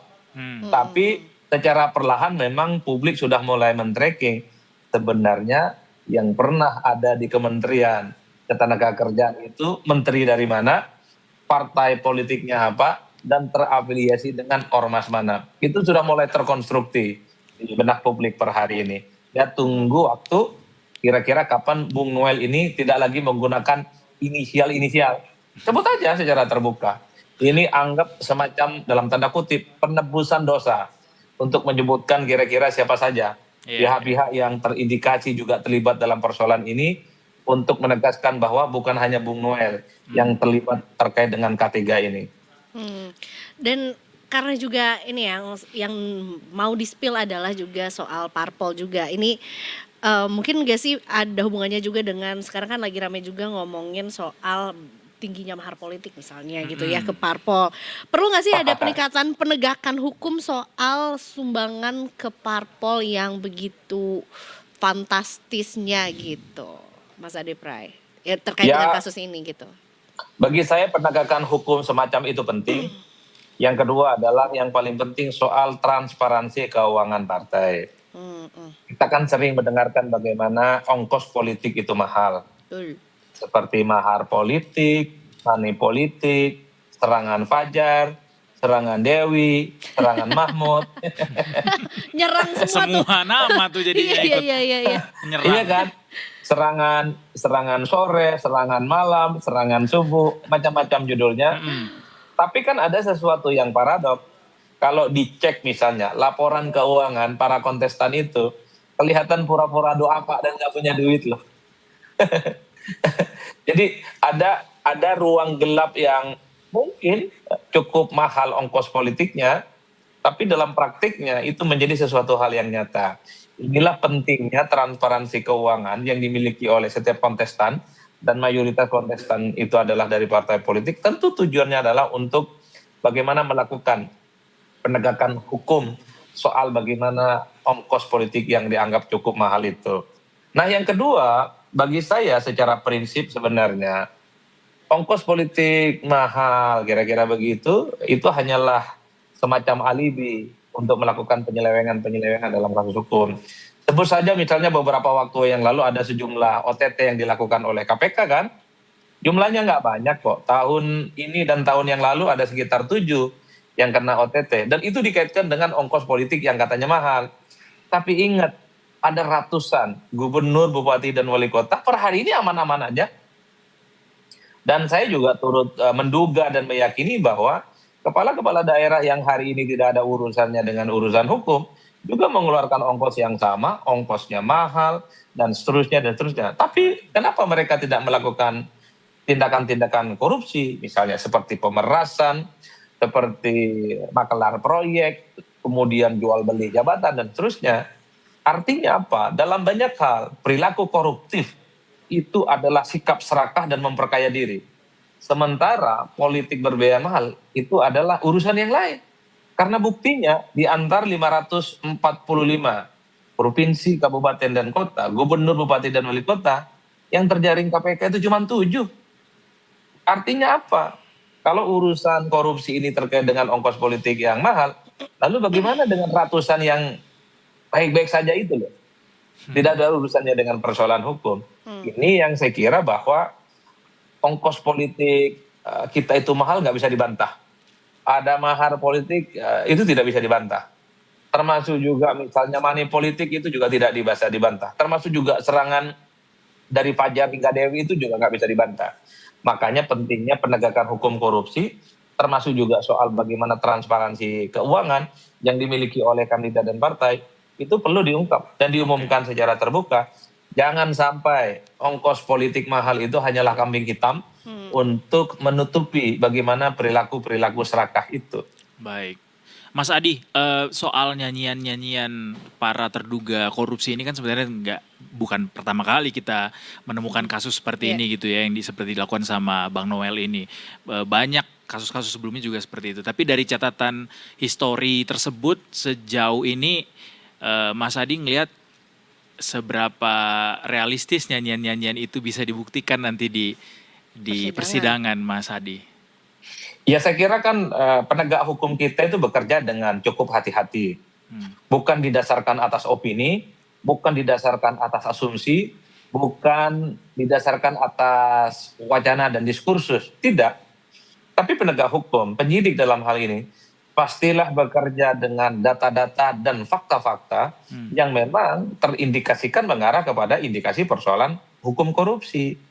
Jadi bagi saya ketika memention sejumlah nama, sejumlah pihak, kalau memang tidak bisa dibuktikan secara hukum, ya itu hanya menjadi isu belaka.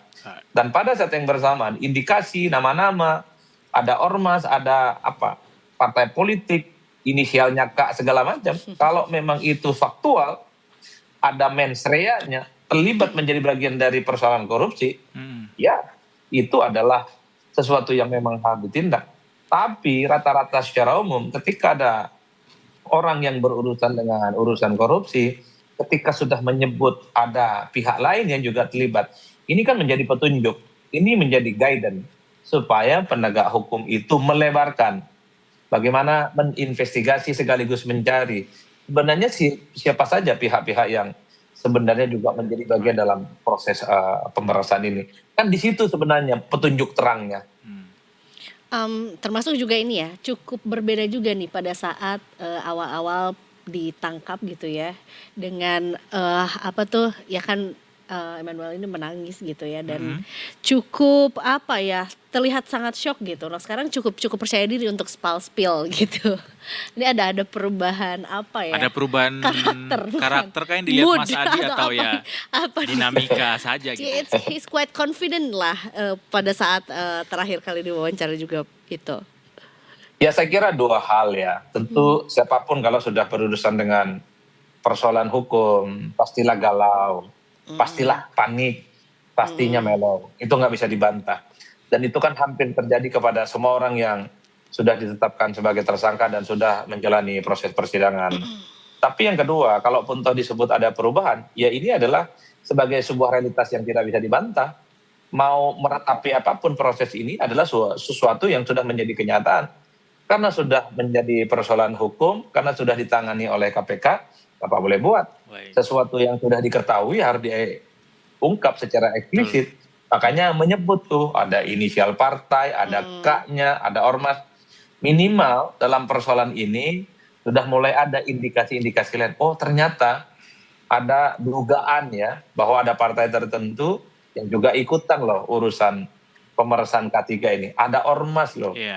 Cuman problemnya adalah bicara ormas dan partai itu bicara tentang kelembagaan, bukan bicara orang. Kan biasanya yang dibicarakan itu adalah oknum. Personal, benar oknum. Iya, oknum partai, oknum ormas. Tapi Bung Noel menyebut ada institusi. Partai dan ormas. Itu institusi dan tentu saja bicara tentang kelembagaan itu kolektif, bukan orang per orang lagi. Betul. Right. Oke deh Mas Adi, terima kasih banyak. Yang penting ini ya, terlepas dari dinamika mimik beliau dari awal sampai hari ini, yang penting yang waras ya. Wow, 1 tambah 1 kan? Mas Adi terima kasih banyak sekali lagi atas waktunya. Selamat sore dan selamat melanjutkan aktivitas. Habis ini Detikers kita juga masih punya 1 segmen lagi. Tapi sebelum itu kita juga wajib untuk cari tahu kondisi lalu lintas sore hari ini. Let's go teman-teman NTMC, tunjukkan penampakannya. Nah ada Brigadir Yasinta kembali bergabung dengan kita sore hari ini. Selamat sore Brigadir Yasinta. Selamat sore Edo dan Eiza di studio. Selamat sore, terima kasih sudah menunggu kita. Menunggu dan menanti ya, saling menunggu dan menanti. Kita persilakan Brigadir Yasinta untuk laporannya. Silakan.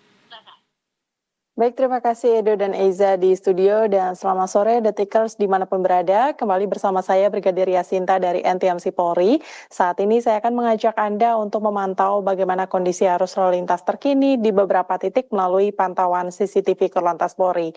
Dan langsung saja untuk yang pertama, mari kita pantau situasi lalu lintas terkini tepatnya di kawasan JPO Tebet, Jakarta Selatan. Bisa kita saksikan bersama, saat ini situasi arus lalu lintas di sana terjadi peningkatan volume kendaraan bertepatan dengan jam pulang perkantoran, khususnya arus lalu lintas di jalur tol dari Semanggi yang akan menuju Cawang saat ini mengalami perlambatan kecepatan dengan kecepatan kendaraan hanya dapat melaju dengan kecepatan rendah berkisar 10 hingga 20 km per jam. Sementara untuk arah sebaliknya saat ini terpantau normal, kemudian di jalur arteri dari Semanggi yang akan menuju Cawang, begitupun arah sebaliknya saat ini juga terpantau kondusif lancar. Kami himbau kepada para pengendara agar tetap menjaga jarak aman kendaraan Anda dan patuhi marka jalan demi keselamatan bersama. Selanjutnya kita beralih ke kawasan JPO Taman Anggrek, Jakarta Barat. Situasi arus lalu lintas di sana saat ini terpantau ramai dan lancar, baik dari Slipi yang akan menuju Grogol via jalur arteri maupun di ruas tol dalam kota dari Jakarta yang akan menuju Jalan Prof. Sedayutmo, begitupun arah sebaliknya. Hal yang sama juga terpantau ramai dan lancar di jalur tol dari Jakarta yang akan menuju ke arah Tangerang maupun arah sebaliknya. Kendaraan pun dapat melaju dengan kecepatan normal berkisar 60 km per jam. Kami himbau para pengendara harap tetap perhatikan laju kendaraan Anda dan apabila Anda akan berpindah lajur, pastikan aman dengan terlebih dahulu melihat situasi lalu lintas di belakang Anda serta menyalakan lampu sen sebagai isyarat kepada pengguna jalan lainnya. Kemudian kita bergeser ke kawasan Gerbang Tol Bogor, Jawa Barat. Situasi arus lalu lintas di sana saat ini terpantau kondusif lancar baik dari arah Jakarta yang akan menuju ke arah Bogor maupun arah sebaliknya. Kendaraan yang melintas didominasi oleh mobil pribadi dengan laju kendaraan berkisar 60 hingga 80 km per jam. Kami himbau kepada para pengendara agar tetap menjaga jarak aman dan memperhatikan laju kendaraan Anda dalam batas kecepatan normal. Dan untuk yang terakhir, mari kita pantau situasi lalu lintas terkini, tepatnya di kawasan Terminal Tirtonadi Solo, Jawa Tengah. Situasi arus lalu lintas di sana saat ini juga terpantau kondusif lancar, baik dari Klaten yang akan menuju Purwodadi atau Sragen, begitupun arah sebaliknya. Perlambatan kecepatan hanya terjadi saat menjelang traffic light sepanjang 100 meter ke belakang, selepasnya kembali normal dengan laju kendaraan berkisar 40 hingga 50 km per jam. Bagi Anda yang akan melintasi kawasan ini, harap tetap berhenti tepat di belakang garis stop dan antisipasi banyaknya kendaraan umum yang keluar masuk di area terminal, serta tetap berhati-hati mengingat kontur jalan yang cukup licin pasca diguyur hujan. Pemirsa, kami tak bosan-bosannya menghimbau sebelum Anda berkendara, pastikan Anda dan kendaraan Anda dalam keadaan prima. Pastikan cek kembali kelengkapan surat-surat kendaraan Anda, tetap patuhi peraturan lalu lintas, dan ikuti arahan petugas kami yang berada di lapangan demi keselamatan diri Anda maupun pengguna jalan lainnya. Dan untuk informasi selengkapnya seputar arus lalu lintas terkini, Anda dapat menghubungi call center kami di 1500669 atau SMS Center di 9119. Stop pelanggaran, stop kecelakaan, keselamatan untuk kemanusiaan, dan salam presisi. Demikian Brigadir Yasinta melaporkan langsung dari NTMC Polri, kembali ke Edo dan Eiza di studio. Silakan. Terima kasih banyak Brigadir Yasinta atas laporannya sore hari ini. Sampai berjumpa di lain kesempatan. Selamat sore. Selamat bertugas kembali. Bye. Tapi kita belum bye Detikers ya. Belum, Sampai ke jam belum, setengah 6 belum, sore belum. nanti kita masih ada waktu sekitar setengah jam lagi. Kita akan ngobrol soal GERD. Wow, you make it very cool. Padahal itu adalah GERD ya, tidak ada nothing cool about it. Dan gue juga mau meluruskan juga kayak, katanya kalau anak Jaksel GERD, kalau aku kayak dari Bandung Selatan asam lambung. Itu sama gak sih? Tapi beda katanya ya. Nah, kita cari tahu nanti ya. Jadi jangan sampai salah kaprah soal GERD juga. Kita akan ngobrol bersama dengan dokter spesialis penyakit dalam habis ini. Oke. Tetap di Detik Sore. Nggak cuma hore-hore.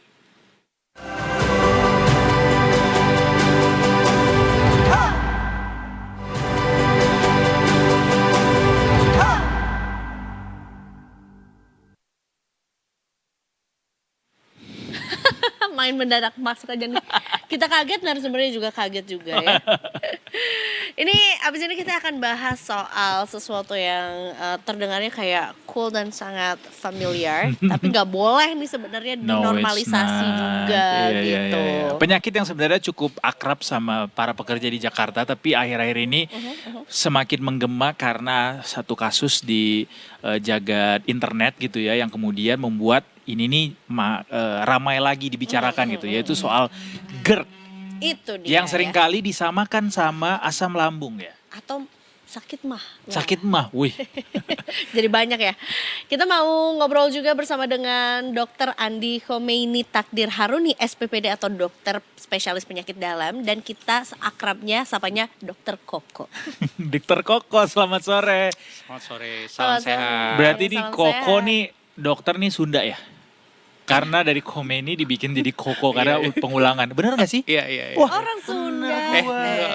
Suka lalapan aja. Oh, suka lalapan aja. Saya udah mau senang aja ada semakin besar nih Sesama Sunda ya. Empire di Sunda tempat Empire ini ya. gitu ya.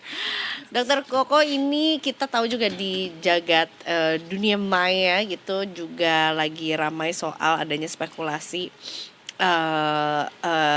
meninggalnya seseorang karena GERD, kemudian jadi menyerang ke jantung dan segala macam gitu ya. Ini cukup liar juga gitu spekulasi masyarakat mengenai hal ini. Makanya kita mau coba lurusin juga mengenai GERD itu apa, asam lambung tuh bedanya apa, terus apakah sebetulnya juga bisa berakibat Sampai kematian, gitu. Nah, Dokter Koko sendiri mungkin mau mulai dari mana nih? mau mulai dari What is siapa GERD? dulu. Apa Dari sebenarnya bold GERD itu? statementnya aja dulu kali ya. Boleh. kan beberapa yang nanya ya soal yang tadi tuh ada case kayak gitu, dan ada beberapa teman di real life sama di Sosial sosmed media. juga nanya. Bold statement aku bilangnya bahwa GERD itu nggak bikin mati mendadak.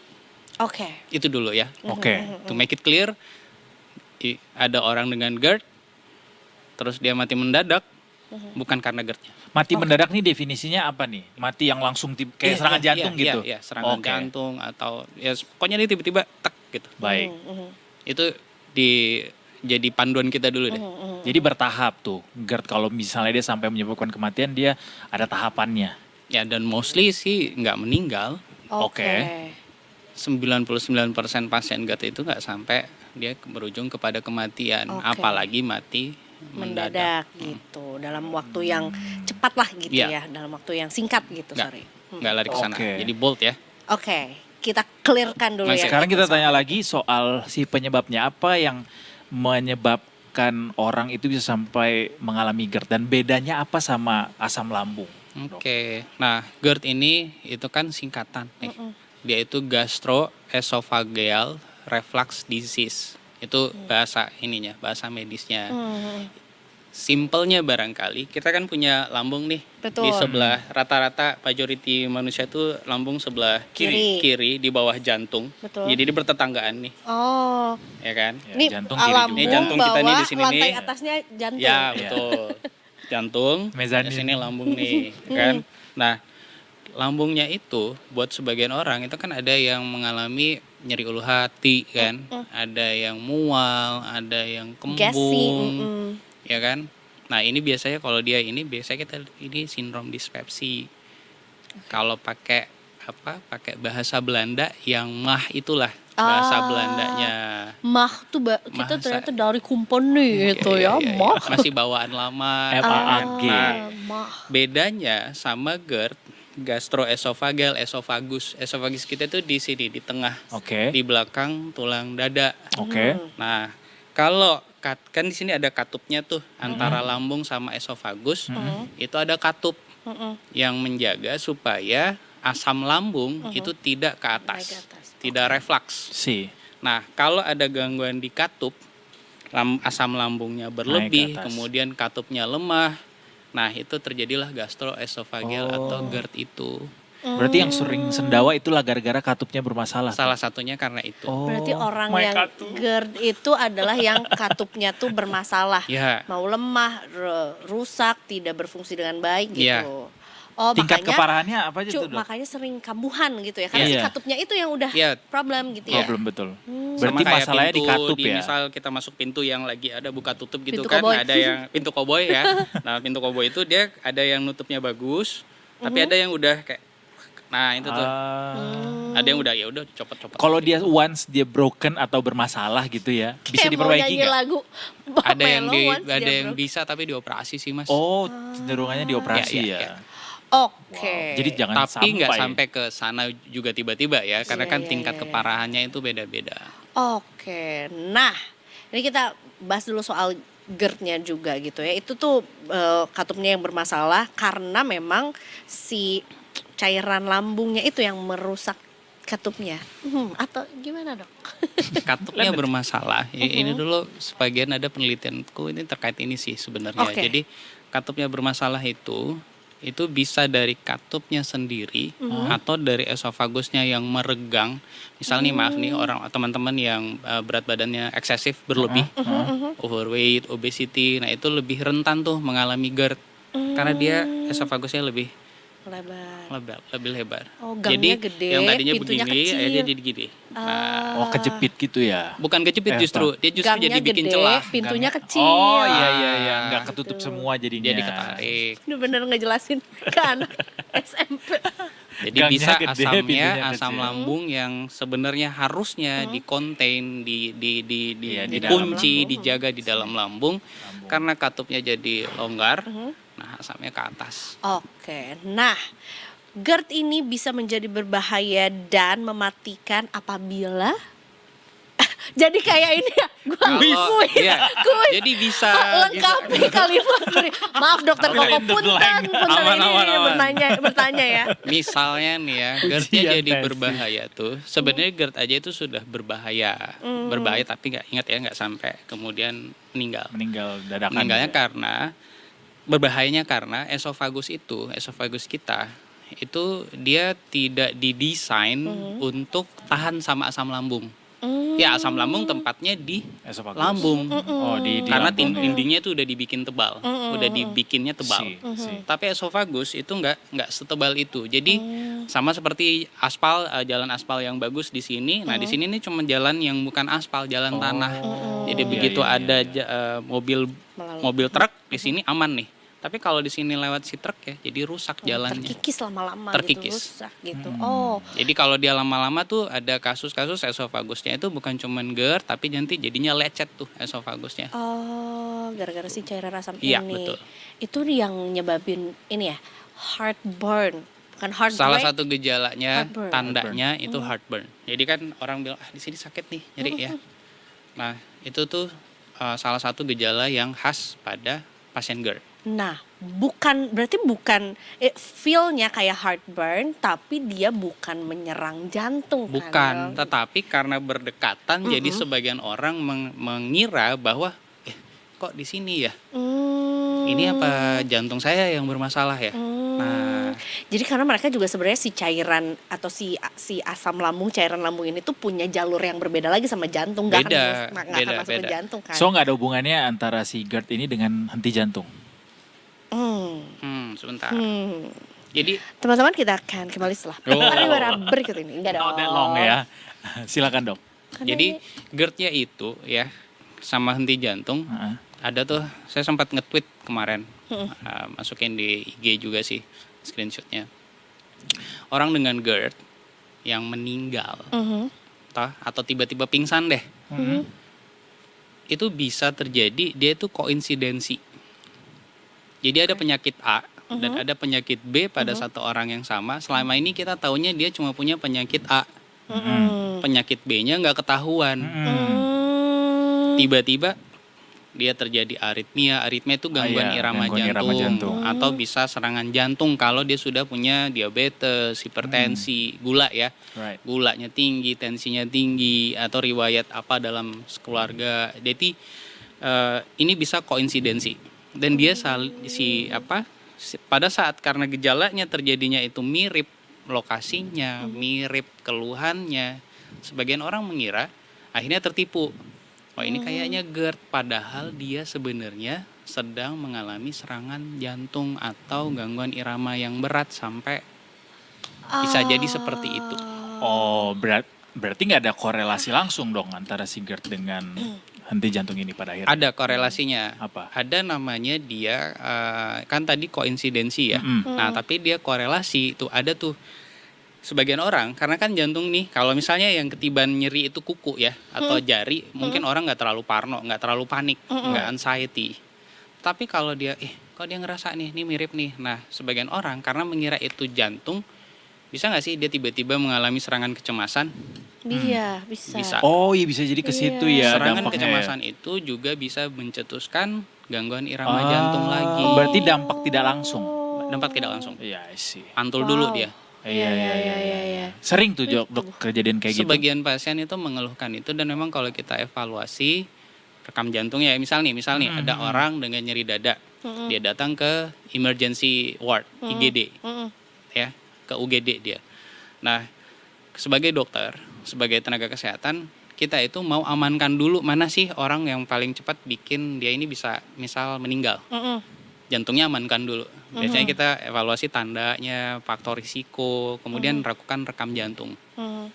Kalau ini oke sih, rekam jantung aman, kita observasi sambil mungkin lakukan panel pemeriksaan yang lain kan. Nah, tapi saat yang sama karena mungkin dia ada riwayat sakit mah, dan juga mungkin udah disampaikan oleh dokternya bahwa ini ada GERD-nya nih. Nah, maka dia juga diberikan obat yang biasanya dia diberikan untuk mah dan GERD-nya. Jadi ini jalan berbarengan, dan evaluasinya oleh si dokter dan nakesnya juga jalannya paralel nih. Oke. Ya kan? Karena bisa kejadian nih kita nggak Either tahu way, benar-benar benar. apa sih yang terjadi di badan pasien ini sekarang. Jadi kita harus pantau dua-duanya. Oh gitu, karena bisa jadi salah satu nih yang menyerang duluan. Ya, dan bisa gitu, menipu ke pasiennya, menipu ke Atau ke tenaga kesehatannya. Tuh kita tuh amazing banget ya dok. Iya. True. Ya kan, maksudnya. Dia punya self defense mechanism yang beyond. Benar. Betul, dan betul. dan sebetulnya juga jadi yang aku tangkap kita juga penting untuk mengenali kondisi Betul. Badan tubuh kita sendiri. Iya. Jadi kita nggak false alarm atau apa Harus ya. Betul. belajar mengenali literasi kesehatannya dinaikin. Nah, itu dok soal si GERD ini kan banyak nih yang di media sosial utamanya kita lihat. Orang tuh kayak self diagnose gitu, kayak dikit-dikit dia bilang mengalami GERD gitu. Mungkin dokter boleh luruskan kondisi seperti apa orang bisa menyebut dirinya GERD walaupun tetap harus dari ini ya konfirmasi tenaga kesehatan ya yang ahli Seenggaknya gitu. kita bisa. Iya, kita tahu gitu bahwa ini nih baru yang disebut GERD, bukan yang cuma gara-gara mah terus kemudian nyebut GERD gitu. Oke, GERD itu sebenarnya kan dia dari bahasanya udah jelas sih. Gastro, asam lambung dia itu refleks ke esofagus. Maka biasanya ada 3 sih gejala yang paling lazim kita bisa dapatkan pada pasien GERD tuh.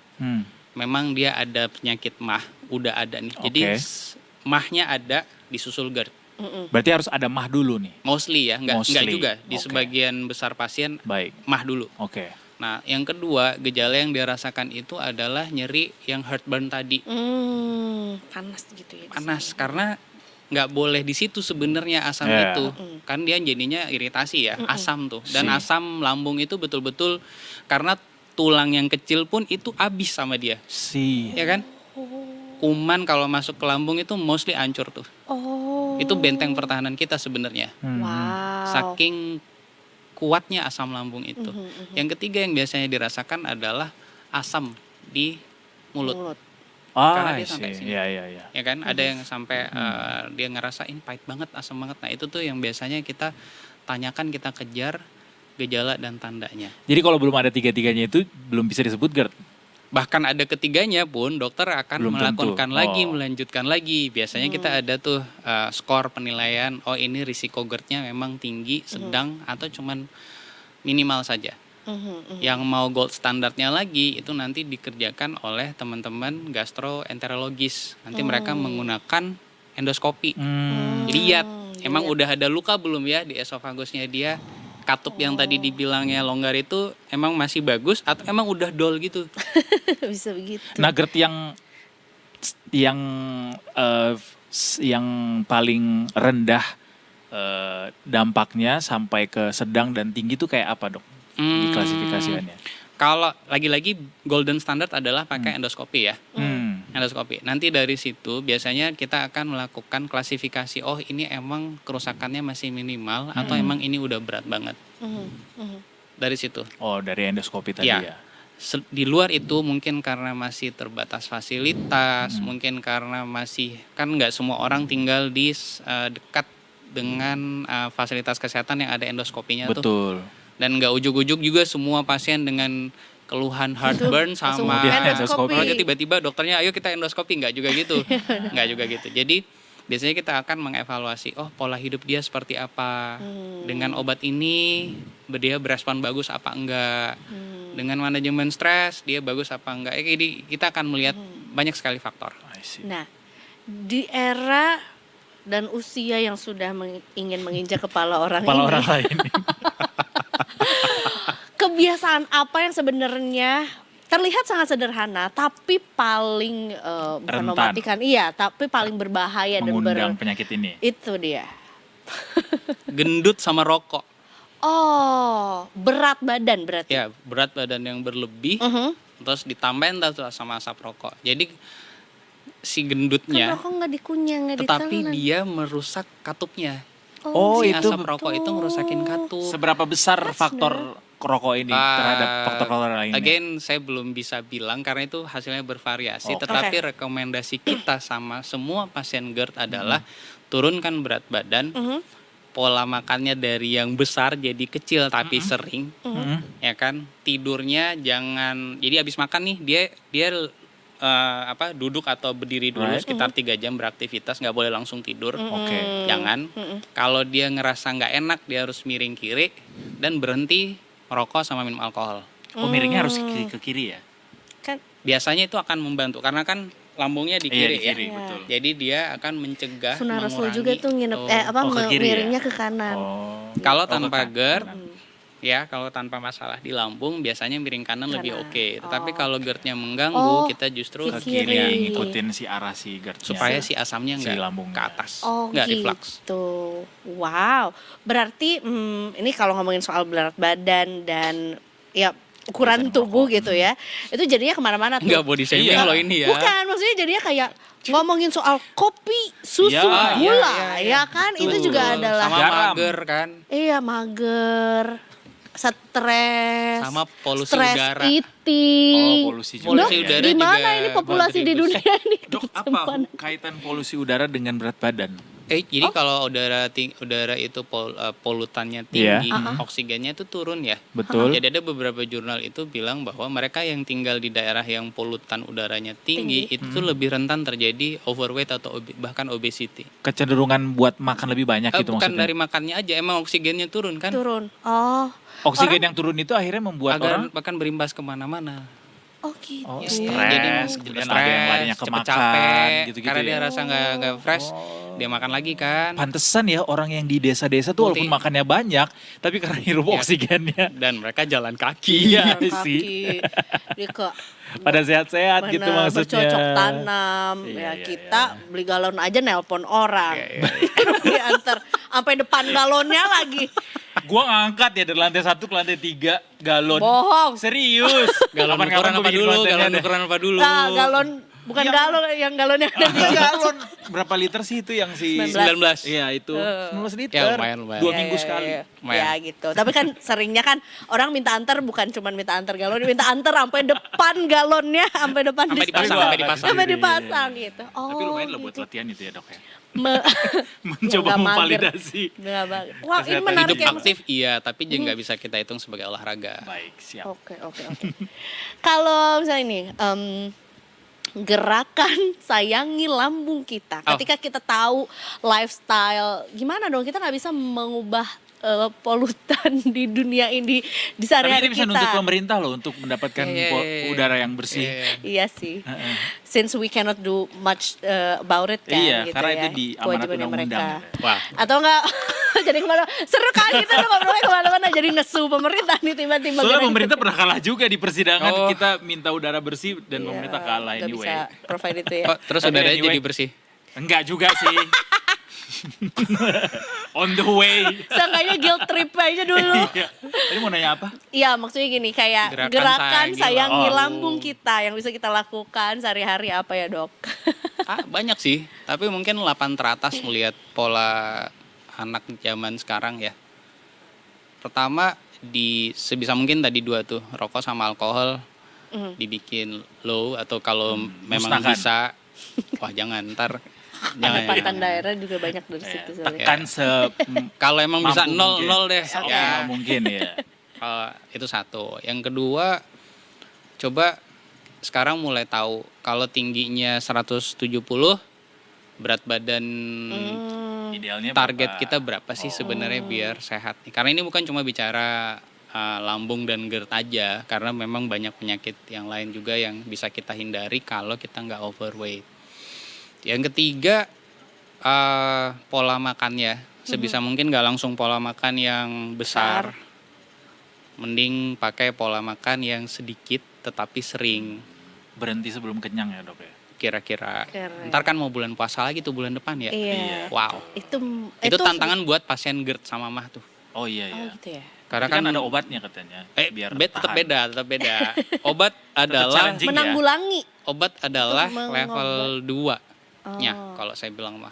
Level paling pentingnya yang juaranya ini justru adalah bagaimana menjaga supaya pola makannya nggak bikin kaget si lambung. Kan gerakan sayangi lambung. Oh iya betul sih. Iya gerakan saya. Berarti harus dilatih dari sekarang sebelum sampai ke puasa nanti. Terus Harus. sebenarnya iya benar. Puasa dari sekarang. Enggak juga.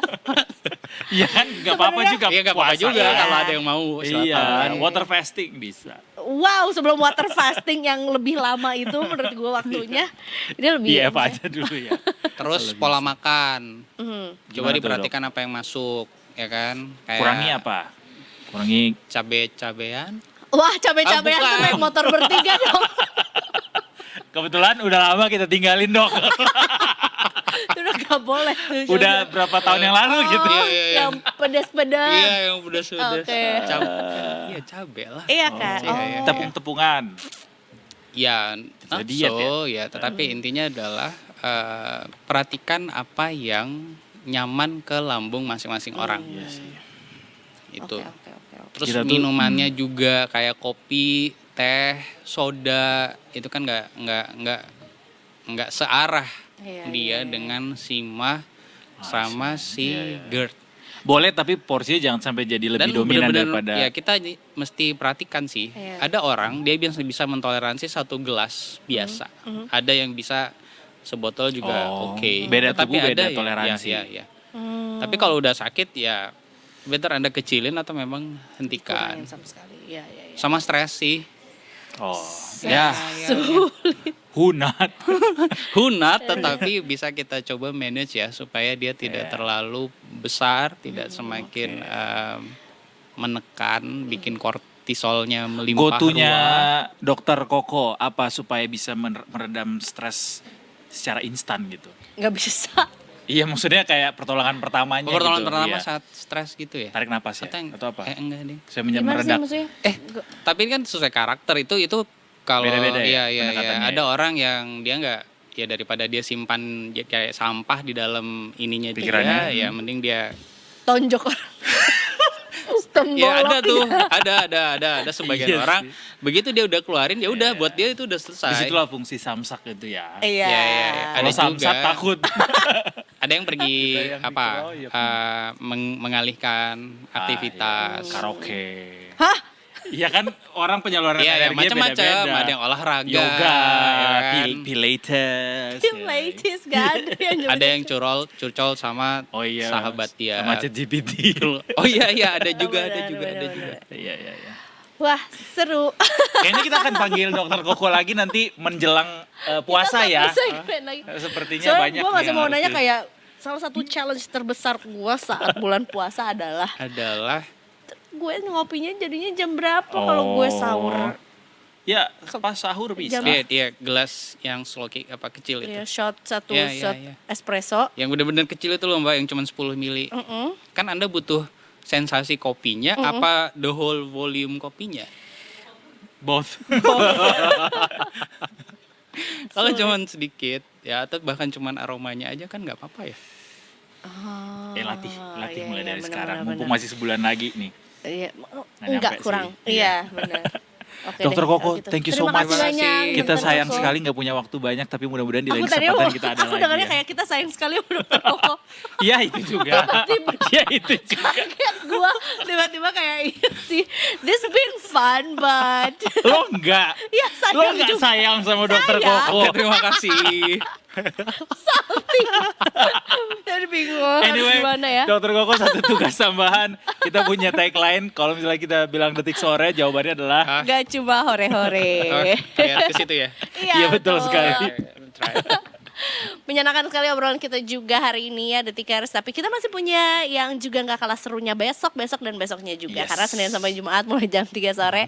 Ditemenin sama Detik Sorenya. Sekarang waktunya Isa Magfira pamit. Eduardo Simorangkir pamit dan seluruh kru yang bertugas hari ini juga pamit. Kita ketemu lagi besok tentunya cuma di Detik Sore. Gak Gak cuma cuma hore-hore. Gak cuma hore-hore. Terima Bye, kasih. See you everybody. tomorrow.